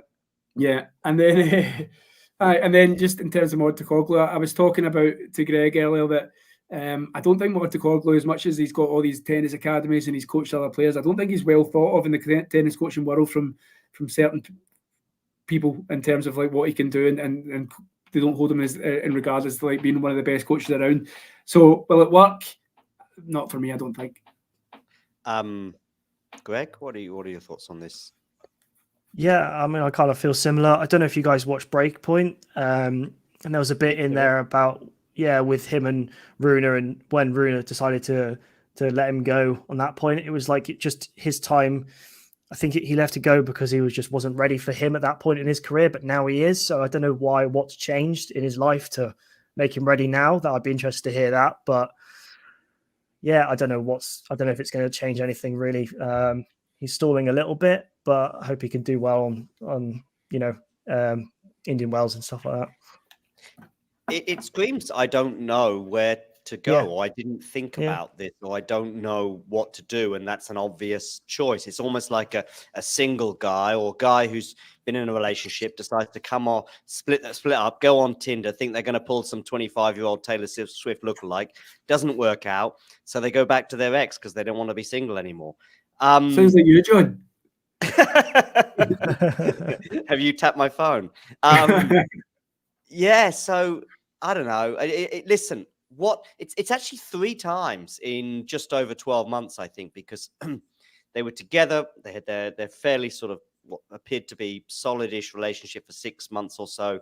During that time when he won Baris Bercy, they separated around about sometime either, I think, just before Monte Carlo, but your tentacles might be up because you might be thinking, well, I think I saw him in the box. There was a weird thing where Rune said, or Mouratoglou said or both of them said that's the end of the relationship, and Mouratoglou said that was always the plan, which okay, fine.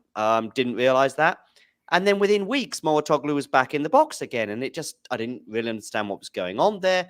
Then they had another public sort of, but very friendly, this is it now, we move on. And that was about 5-6 months ago, and that's when Becker came along, and you mentioned the thing about Becker traveling, but I also thought that Becker was not going to be much more than a consultant, an overlord, if you like, that may be able to help him in certain moments, maybe going into big finals and having that kind of experience. But bearing in mind the things that Holger needs to develop as a young player, and particularly his body, in terms of 5-set matches and all the rest of it, I couldn't quite see what Becker was going to offer there. But I thought, okay, this won't be there forever. And I didn't jump on the classic train, which people do within the media, which is like, oh, good decision. It makes a sound, because I think, but what's going on there when people are saying these things is I don't think they're being frank. I think they're just saying that because everyone is friends. It's like what happens is, I can tell you what happens is Tom writes an article. I retweet it and quote above, Tom is really on the mark here. Check out Tom's article. Tom does the same for me. Greg does the same for me. And we all do it to each other. And then we all keep our jobs and we all live happily ever after. Yeah, I don't know why Mouratoglou. Oh, he's come back again. So, and there's a similar thing going on in other spheres. And I just felt that the Becker thing was just like, okay, but it's not it's probably not going to be the person to get him over the line for a Grand Slam. No, but I mean, I think it's a good way of describing it in terms of, it's just like somebody who doesn't really know what direction they're going in. That's what I mean by his career stalled a bit. I remember, the 2022 Paris win and thinking this guy's going to have a big, 2023. And, he had a fairly decent first 4 or 5 months. I think did he win in it wasn't Monte Carlo. He lost to Rublev in Monte Carlo, but yeah, I mean, he was playing well in the clay. Unlucky in Australia. Losing to Rublev, I think it was with the net cord Runa. But then, from then on in, a decent run in Wimbledon, and then obviously he just tanked. There was the whole US Open fiasco about him and his court placings and stuff like that. And it just kind of petered out Holger Rune's season last year. And then again, it's not really it's not really started like great this year. And so I'm starting to actually worry about Holger Rune and will he maybe fade away into the background, in terms of, I don't want to say, but there was always big things about Dimitrov. Now Dimitrov's had a resurgence recently, but he never really hit the heights as he was getting talked about and baby fed and all that. And I just fear that Holger Rune, I know he's very young, so I'm maybe being a bit kind of preemptive with this, but I just worry for Holger Rune. I think he needs a couple of tournament wins and he needs to get a settled box. I don't know. I don't agree with the mums thing, but I know that they're obviously very close. But I think that maybe look at Tsitsipas and his past, and sometimes you think just get the family away for the box and maybe try and go down a different direction or something. The thing is, there was, for whatever reason, both parties felt that they were not right for each other to go forward 12 months ago. They both felt they were not right for each other 6 months ago. So why are they both right for each other now? Because he didn't know where else to go. Exactly, of course. The other thing is and both of you as football fans, right now, I would be, if I was Holger's mother or some people around him, whatever, I would be going, okay, listen, let's get this short-term appointment in. Mouratoglou will be very happy sitting in the box, especially if Holger wins Monte Carlo, for example, which he can do because he's so incredibly talented, and that will be seen as a Mouratoglou win, no doubt. But the thing is, what they should be doing is they should be thinking, right, okay, long term, who are we gonna get on board? Because Mouratoglou is not the long term answer. If he was, then he wouldn't have been jettisoned on 2 previous occasions. So that's what I would be looking at. I was quite on board with the Severin Luthi appointment. I thought, okay, but both appointments were clearly not thought through, or from probably both. Maybe Severin thought this is going to work out, but something happened in the 4 to 6 weeks that they were together that made Severin, because Severin could travel anywhere. So he decided, listen, there's some things going on here that I don't think are good for me, and because we saw that picture of them all sat together with Boris 4 to 6 weeks ago, and yeah. Anyway, I mean, listen, there's so much talent there, though, Tom, that I do think that he'll win titles and maybe. Do you know what? I mean, I think that I was thinking about. I don't know if you ever remember. Did you listen to it last year when your man from IMG, Max Eisenbud, and he spoke to the tennis podcast and he was telling them about the inner workings of being a tennis agent. Okay. And so Max Eisenbud is like the head of the IMG, like the agency. He's head of the tennis division, and he was basically telling the tennis podcast how they work. And one of the things he said that was interesting, and it was picked up by other tennis outlets, was what they do when a tennis player is looking for a coach is they give their player a list of 6 to 8 coaches who they think are going to be the best coaches for them.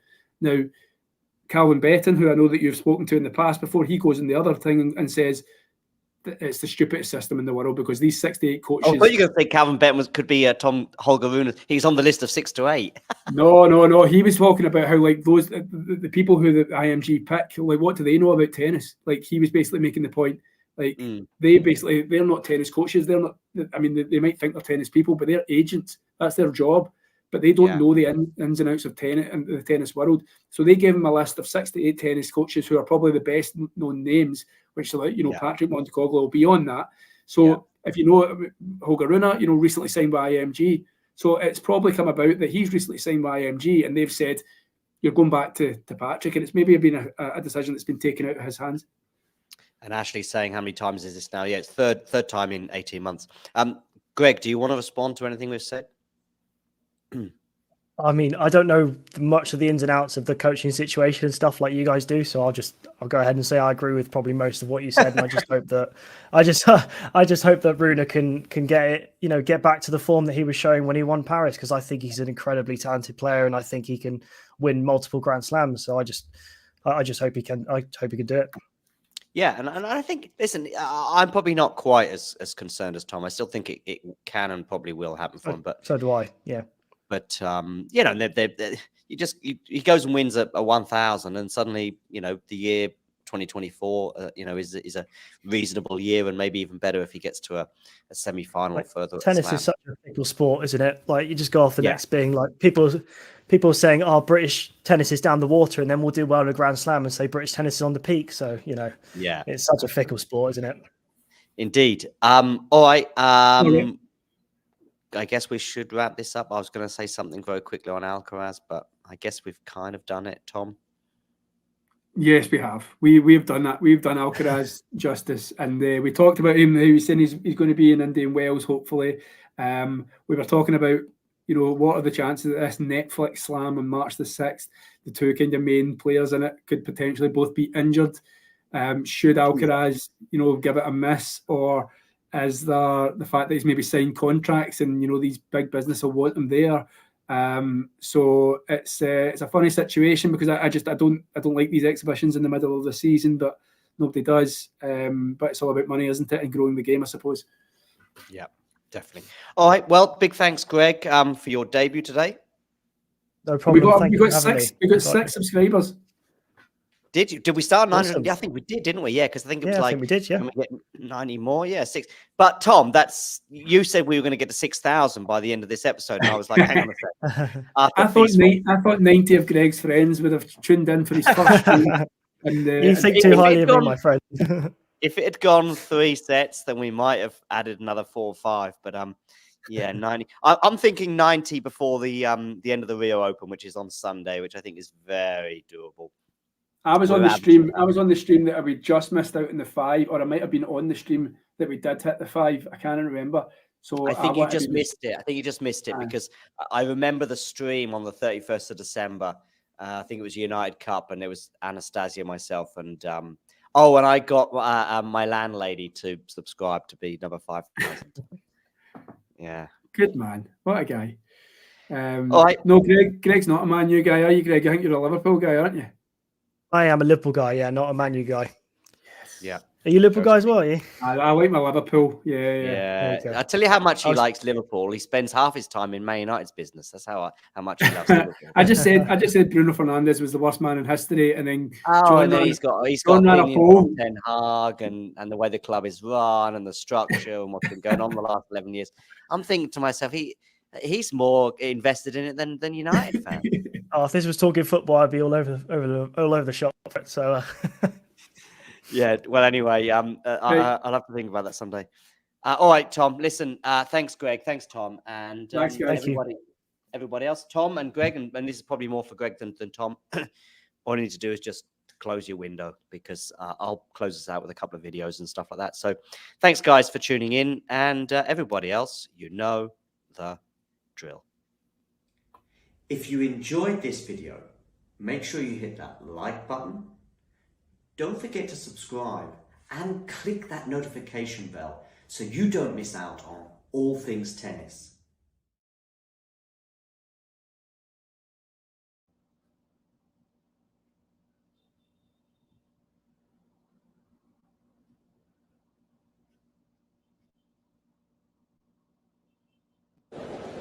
Ready? Play.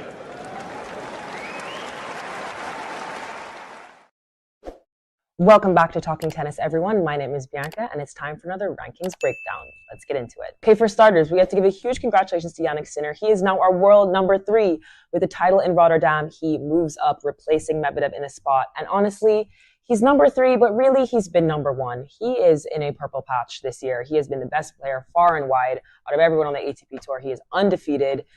And he seems unstoppable right now. Like, he has just like found his like form. He's clicked, he's locked in, and I honestly don't really know who can stop him at this point, except for maybe himself. Now on to the man that Jannik Sinner beat in the Rotterdam final. That would be Alex de Minaur. I've been speaking about him in previous videos about where he will end up this year.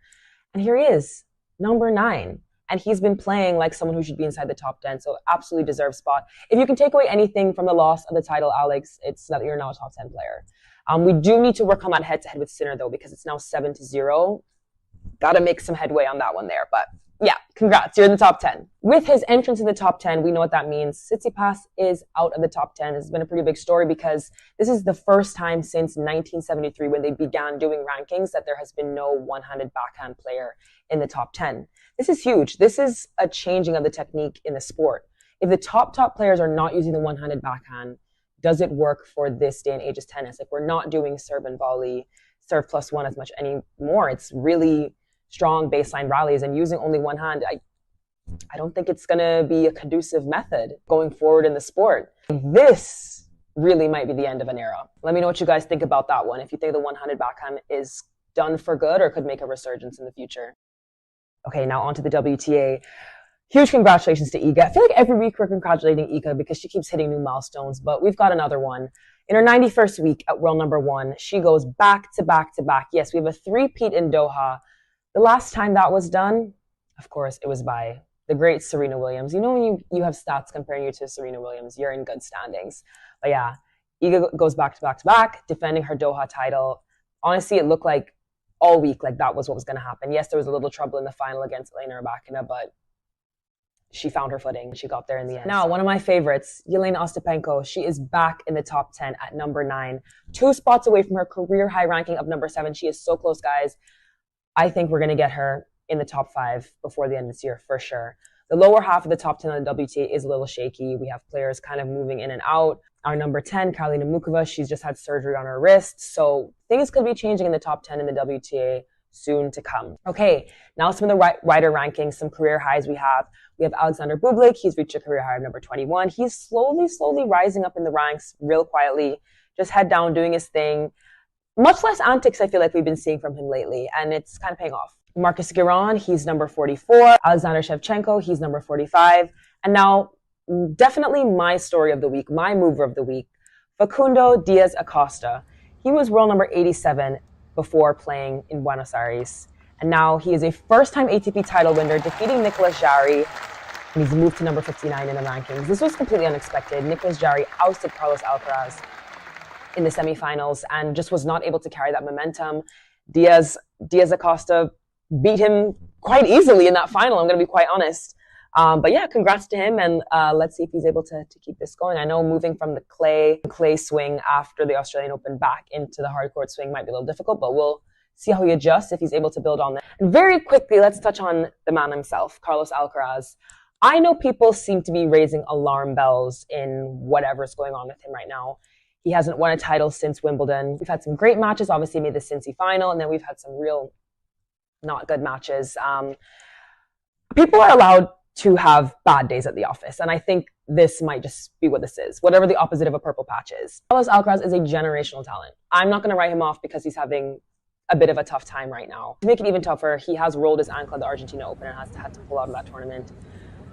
I don't know. I think it's time just for a little bit of a regroup, maybe to change some of his tactics. He still is an absolutely amazing player. He just needs to steady the ship. I think that's what we need to do right now. But yeah, hopefully the ankle is not serious because he's got some things to defend coming up. Yeah, Indian Wells. So we're going to hope everything is okay there. Okay, and now the WTA wider rankings. We don't have much to update. I've got one for you. Erica Andreeva, sister of Mira Andreeva. She makes her top 100 debut at number 99. She said, I can't have my baby sister having all the fun. So she's throwing her hat in the ring. Welcome to the top 100. And let's see if we're able to catch up to Mira's ranking, because I don't know if I would stand for it if my baby sister had a higher ranking than me. So let's see what you can do, Erica. Okay, that's it for this week's update. Thanks for watching, and I'll see you guys next time. Bye.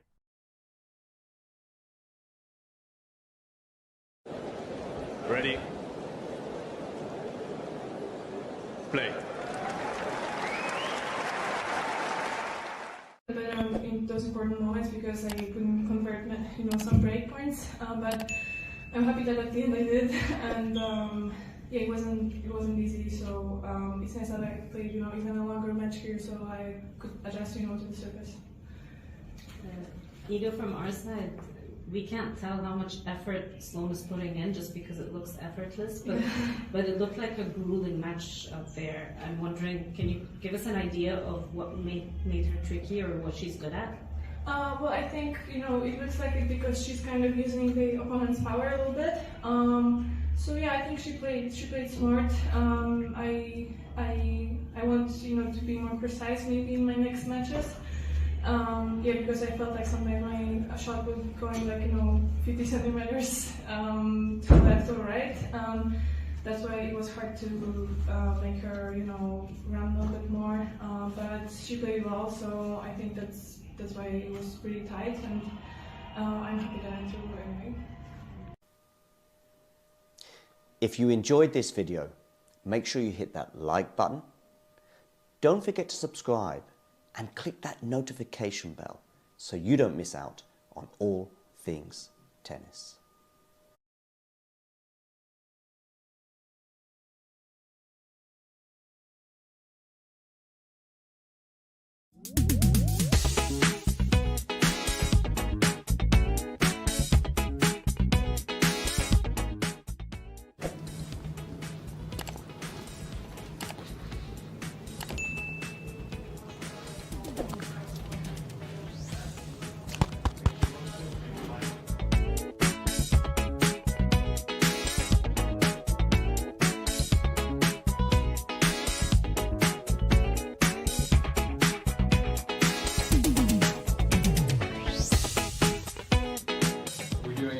John, I won't let her go cool down, but we can do a couple. Yeah, right now? Yeah, okay. Sure. Okay, great.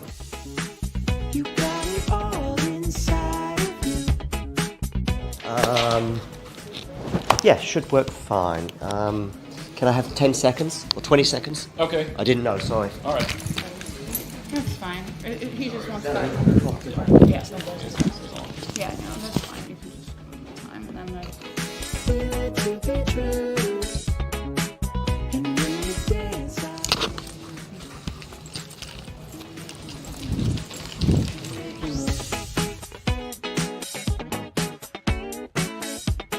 Yeah, sure. Is it okay to stand here, or you'd rather sit down there? where do you want me? Standing here? Here? Is okay? Okay, yep. I don't want to, make you stand up for too long. Okay, let me just check the camera's on. Yes, it is.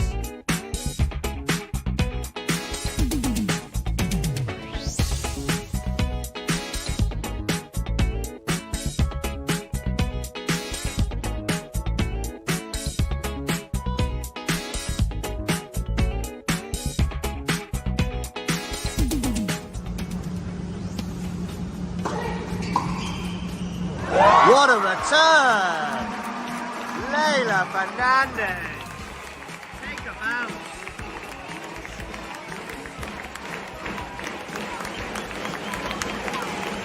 Match point, ladies and gentlemen. Championship Billie Jean King Cup point. Get her in somehow.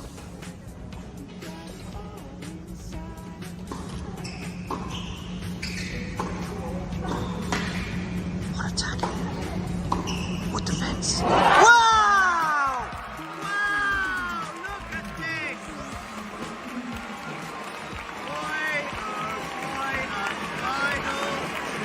I was probably a little bit bamboozled with with everything. Sorry.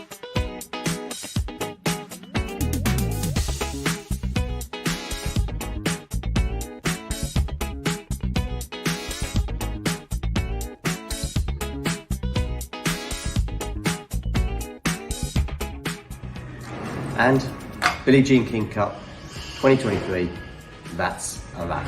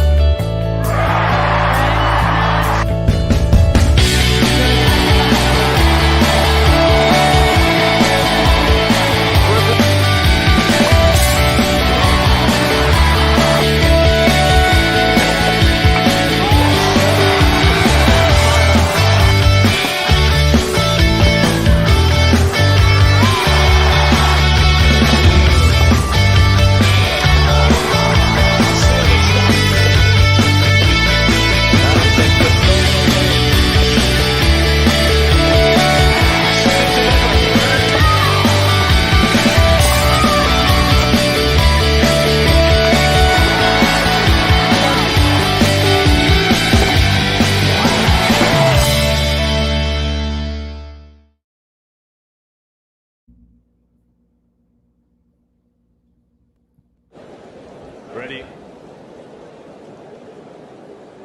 Play. Cool. Hi, we are here again in Monastir. It's my first time here, but of course it's the second time that we've had the tournament here. And I'm with the president of the Tunisian Tennis Federation. Firstly, can you just introduce yourself?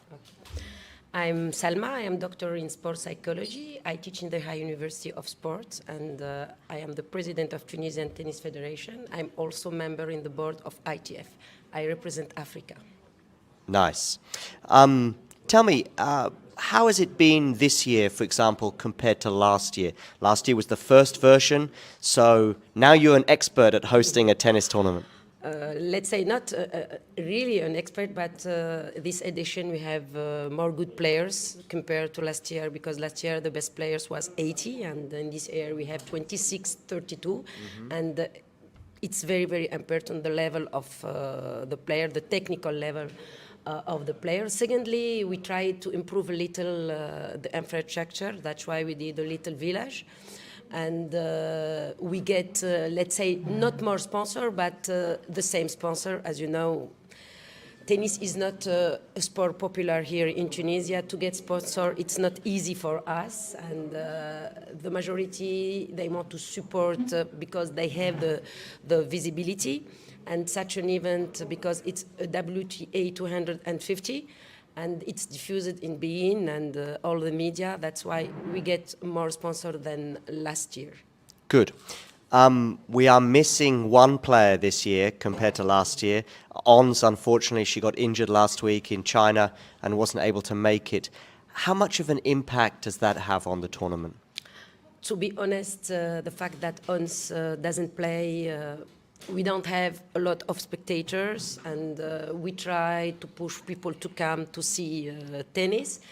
As you know, Ons, she's our ambassador. Everyone loves her all over the world, especially here in Tunisia. They want to, all people, all players, all the fans of Ons, they want to see her playing here in Monastir or in Tunisia.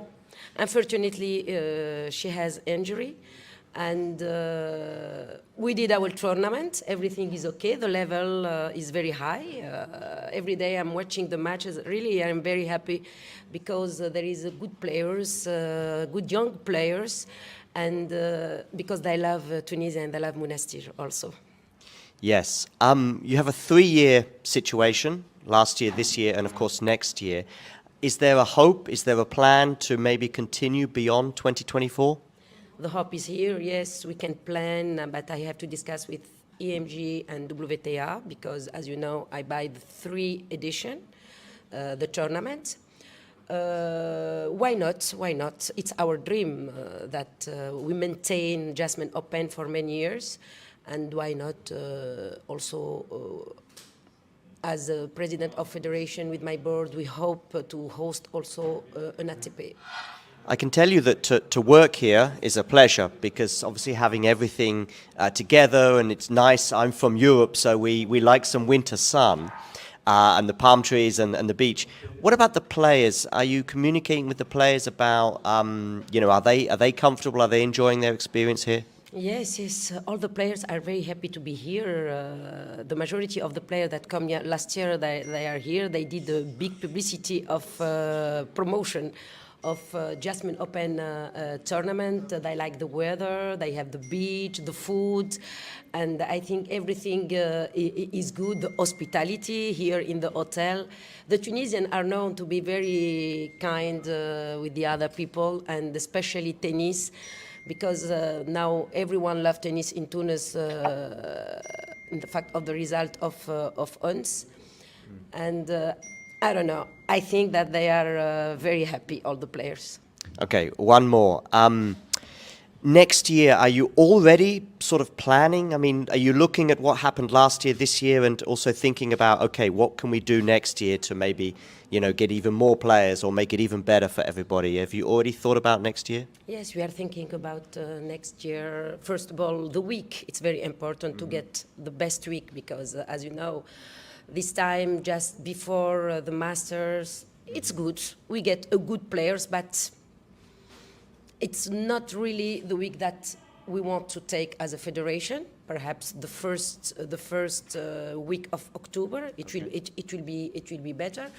And of course, we want to improve the village to get more sponsor. That's why we have to work on sponsoring next month. We don't have to wait till August or July. It will be very late.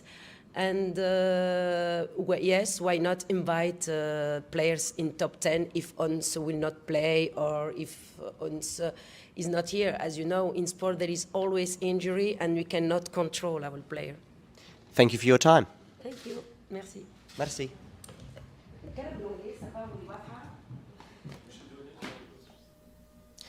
If you enjoyed this video, make sure you hit that like button. Don't forget to subscribe and click that notification bell so you don't miss out on all things tennis.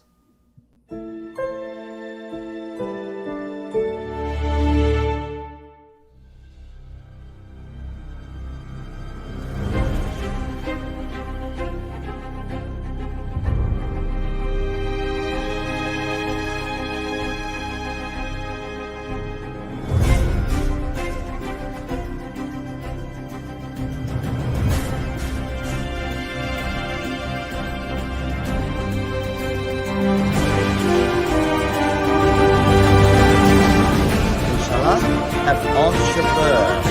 I don't know, shisha.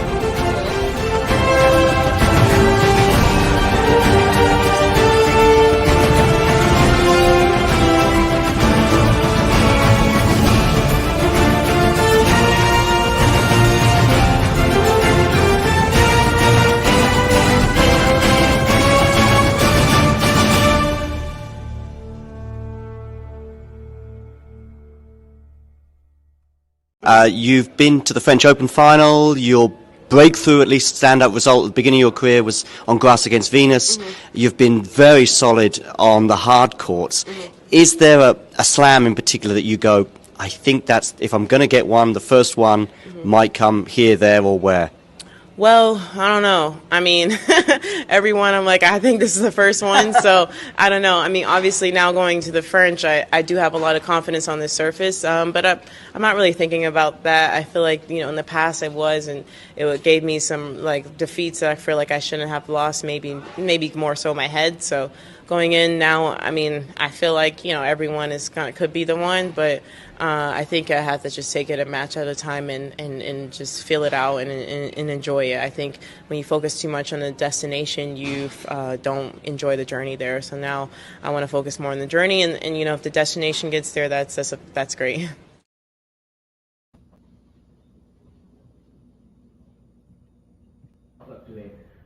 Last year you had a similar loss to Crichigo right after winning your Australian Open, much like this year.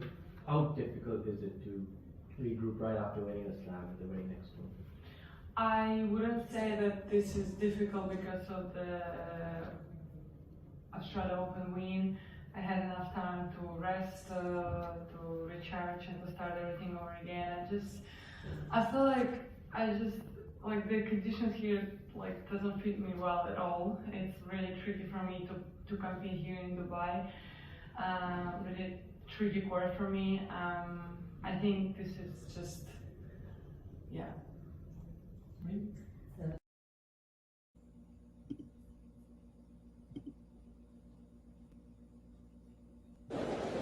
Ready? Play.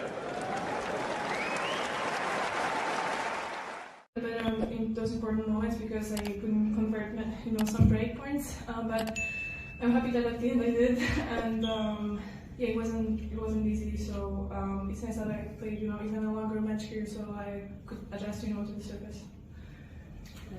Ego from our side, we can't tell how much effort Sloane is putting in just because it looks effortless, but it looked like a grueling match out there. I'm wondering, can you give us an idea of what made her tricky or what she's good at?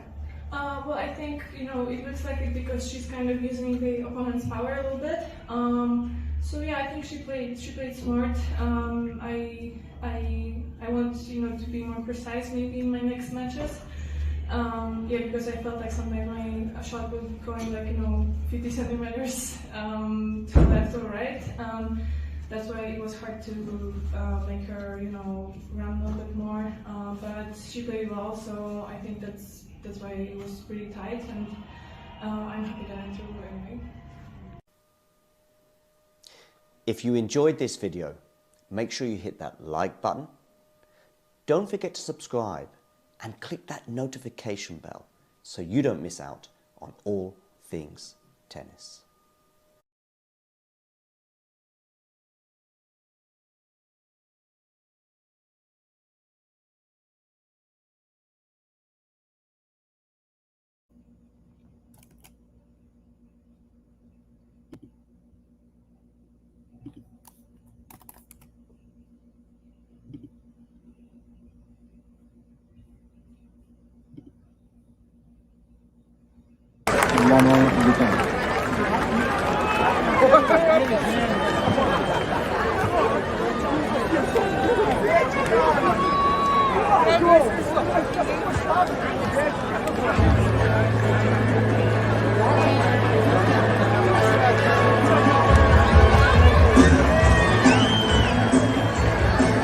Congratulations on your win. You were not very far away from going set and 2 breaks down, and you lost just 1 game from there. So can you describe how exactly things progressed from there for you? Did you just go several notches higher with your 11? I mean, I was, even second set, I was just trying to go for it a bit more because she was definitely outpowering me in the important points in the first set. So I was like, okay, if you want to have a chance of winning, you have to go for it more. I started also serving a bit better, and yeah, I think her forehand broke down a couple of times, and yeah, I just took advantage of it.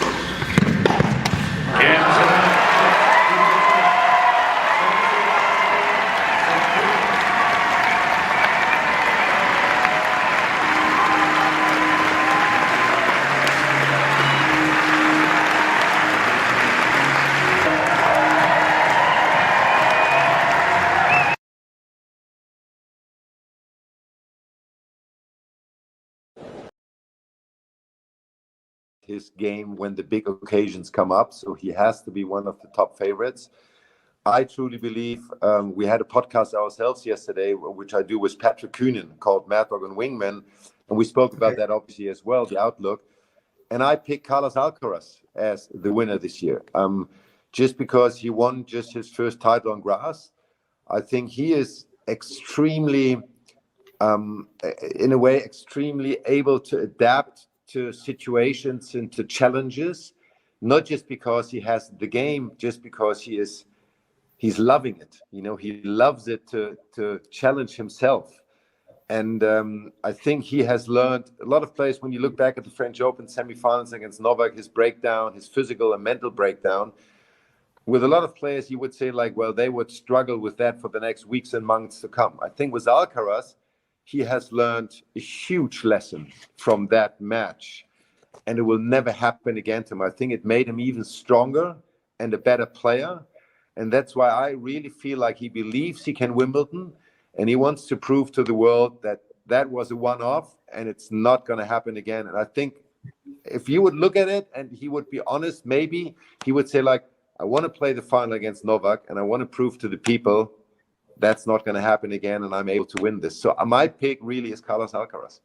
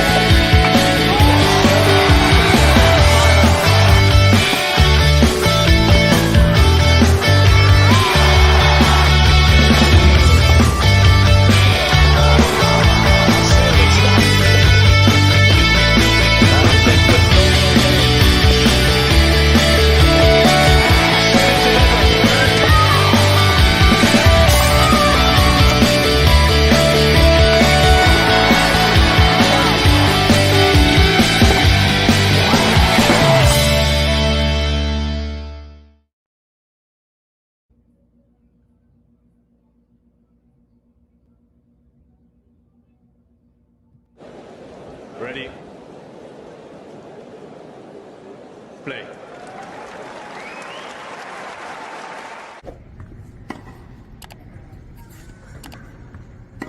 And now here I go slice.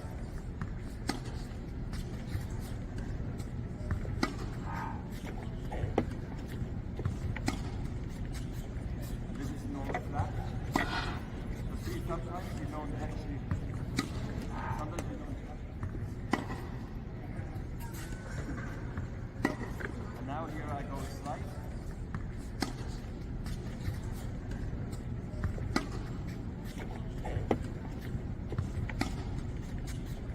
This is normal flat.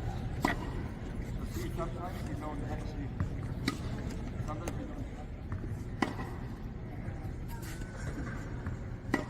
And now here I go slice.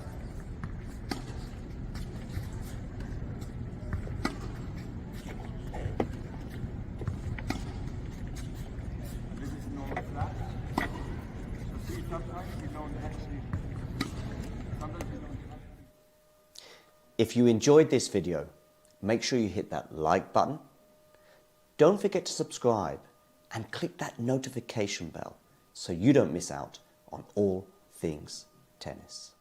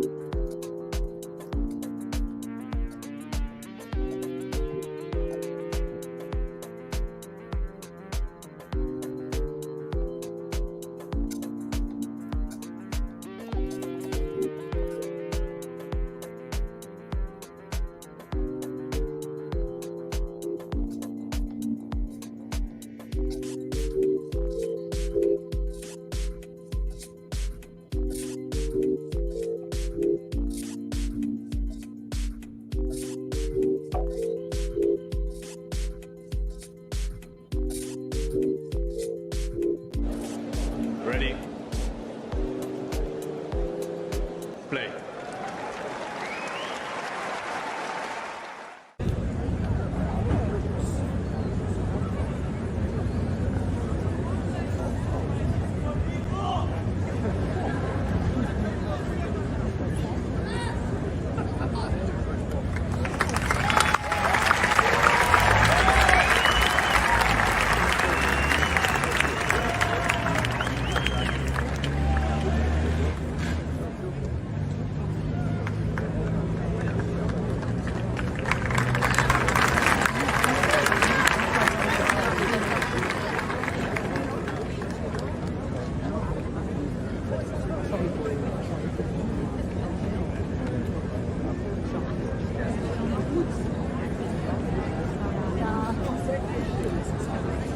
Señoras y señores, el fisioterapeuta ha sido llamado al campo.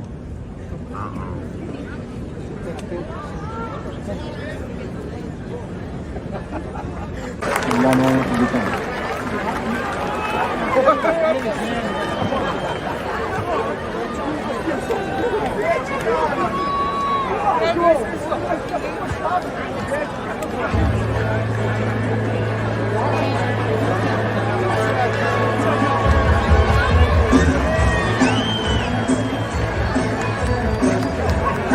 Senhoras e senhores, o vencedor, Thiago Monteiro.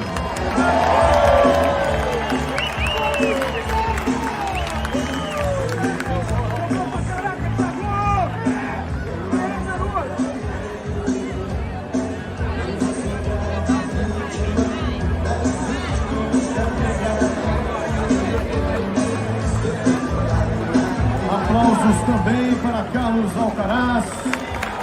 Desejamos melhoras e até a próxima.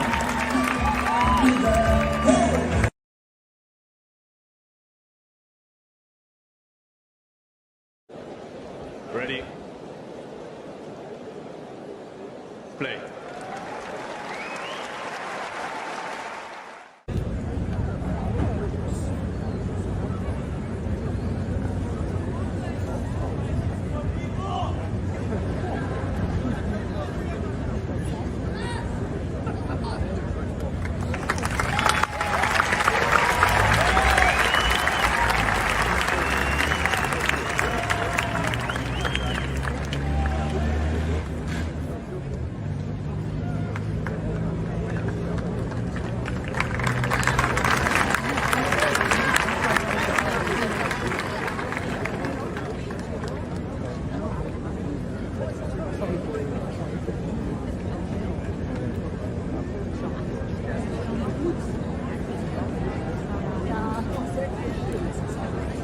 Señoras y señores, el fisioterapeuta ha sido llamado al campo.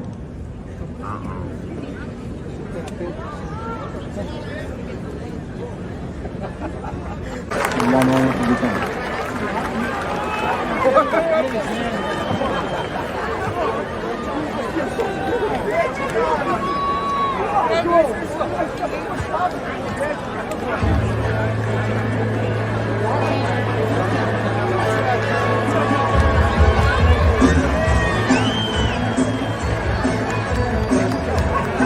Senhoras e senhores, o vencedor, Thiago Monteiro.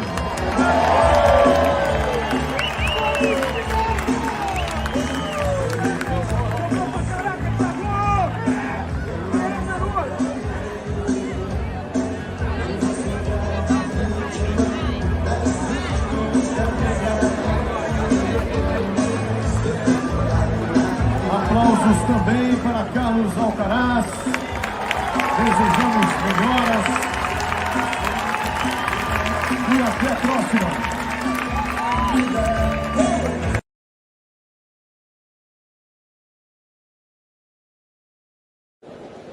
Ready. Play.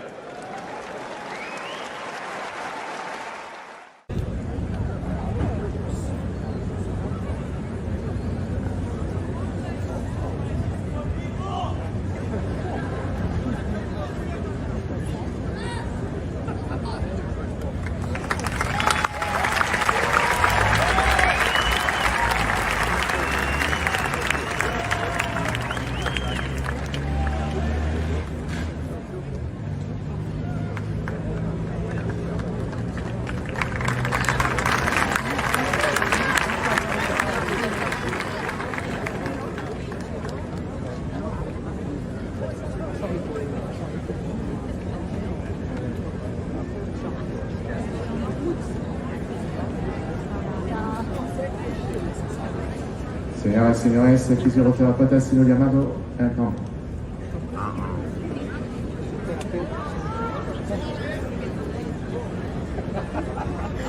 Mano indicada.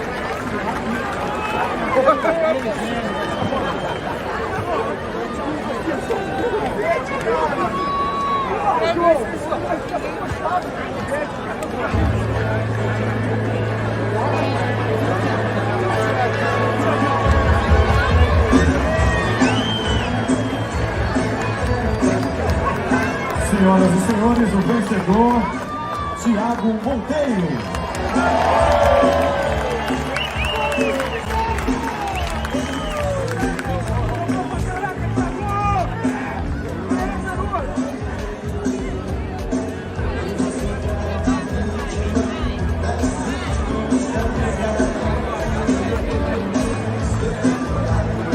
Aplausos também para Carlos Alcaraz.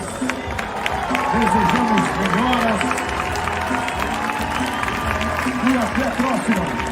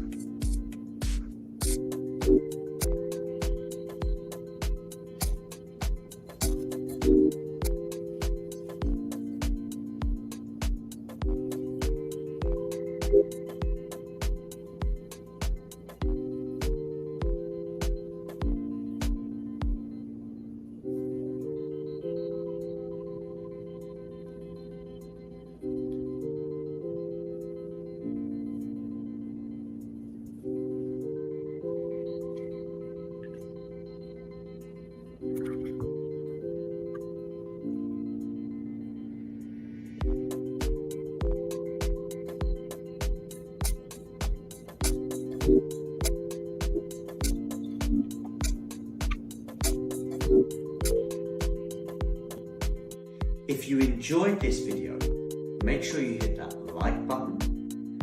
Don't forget to subscribe and click that notification bell so you don't miss out on all things tennis.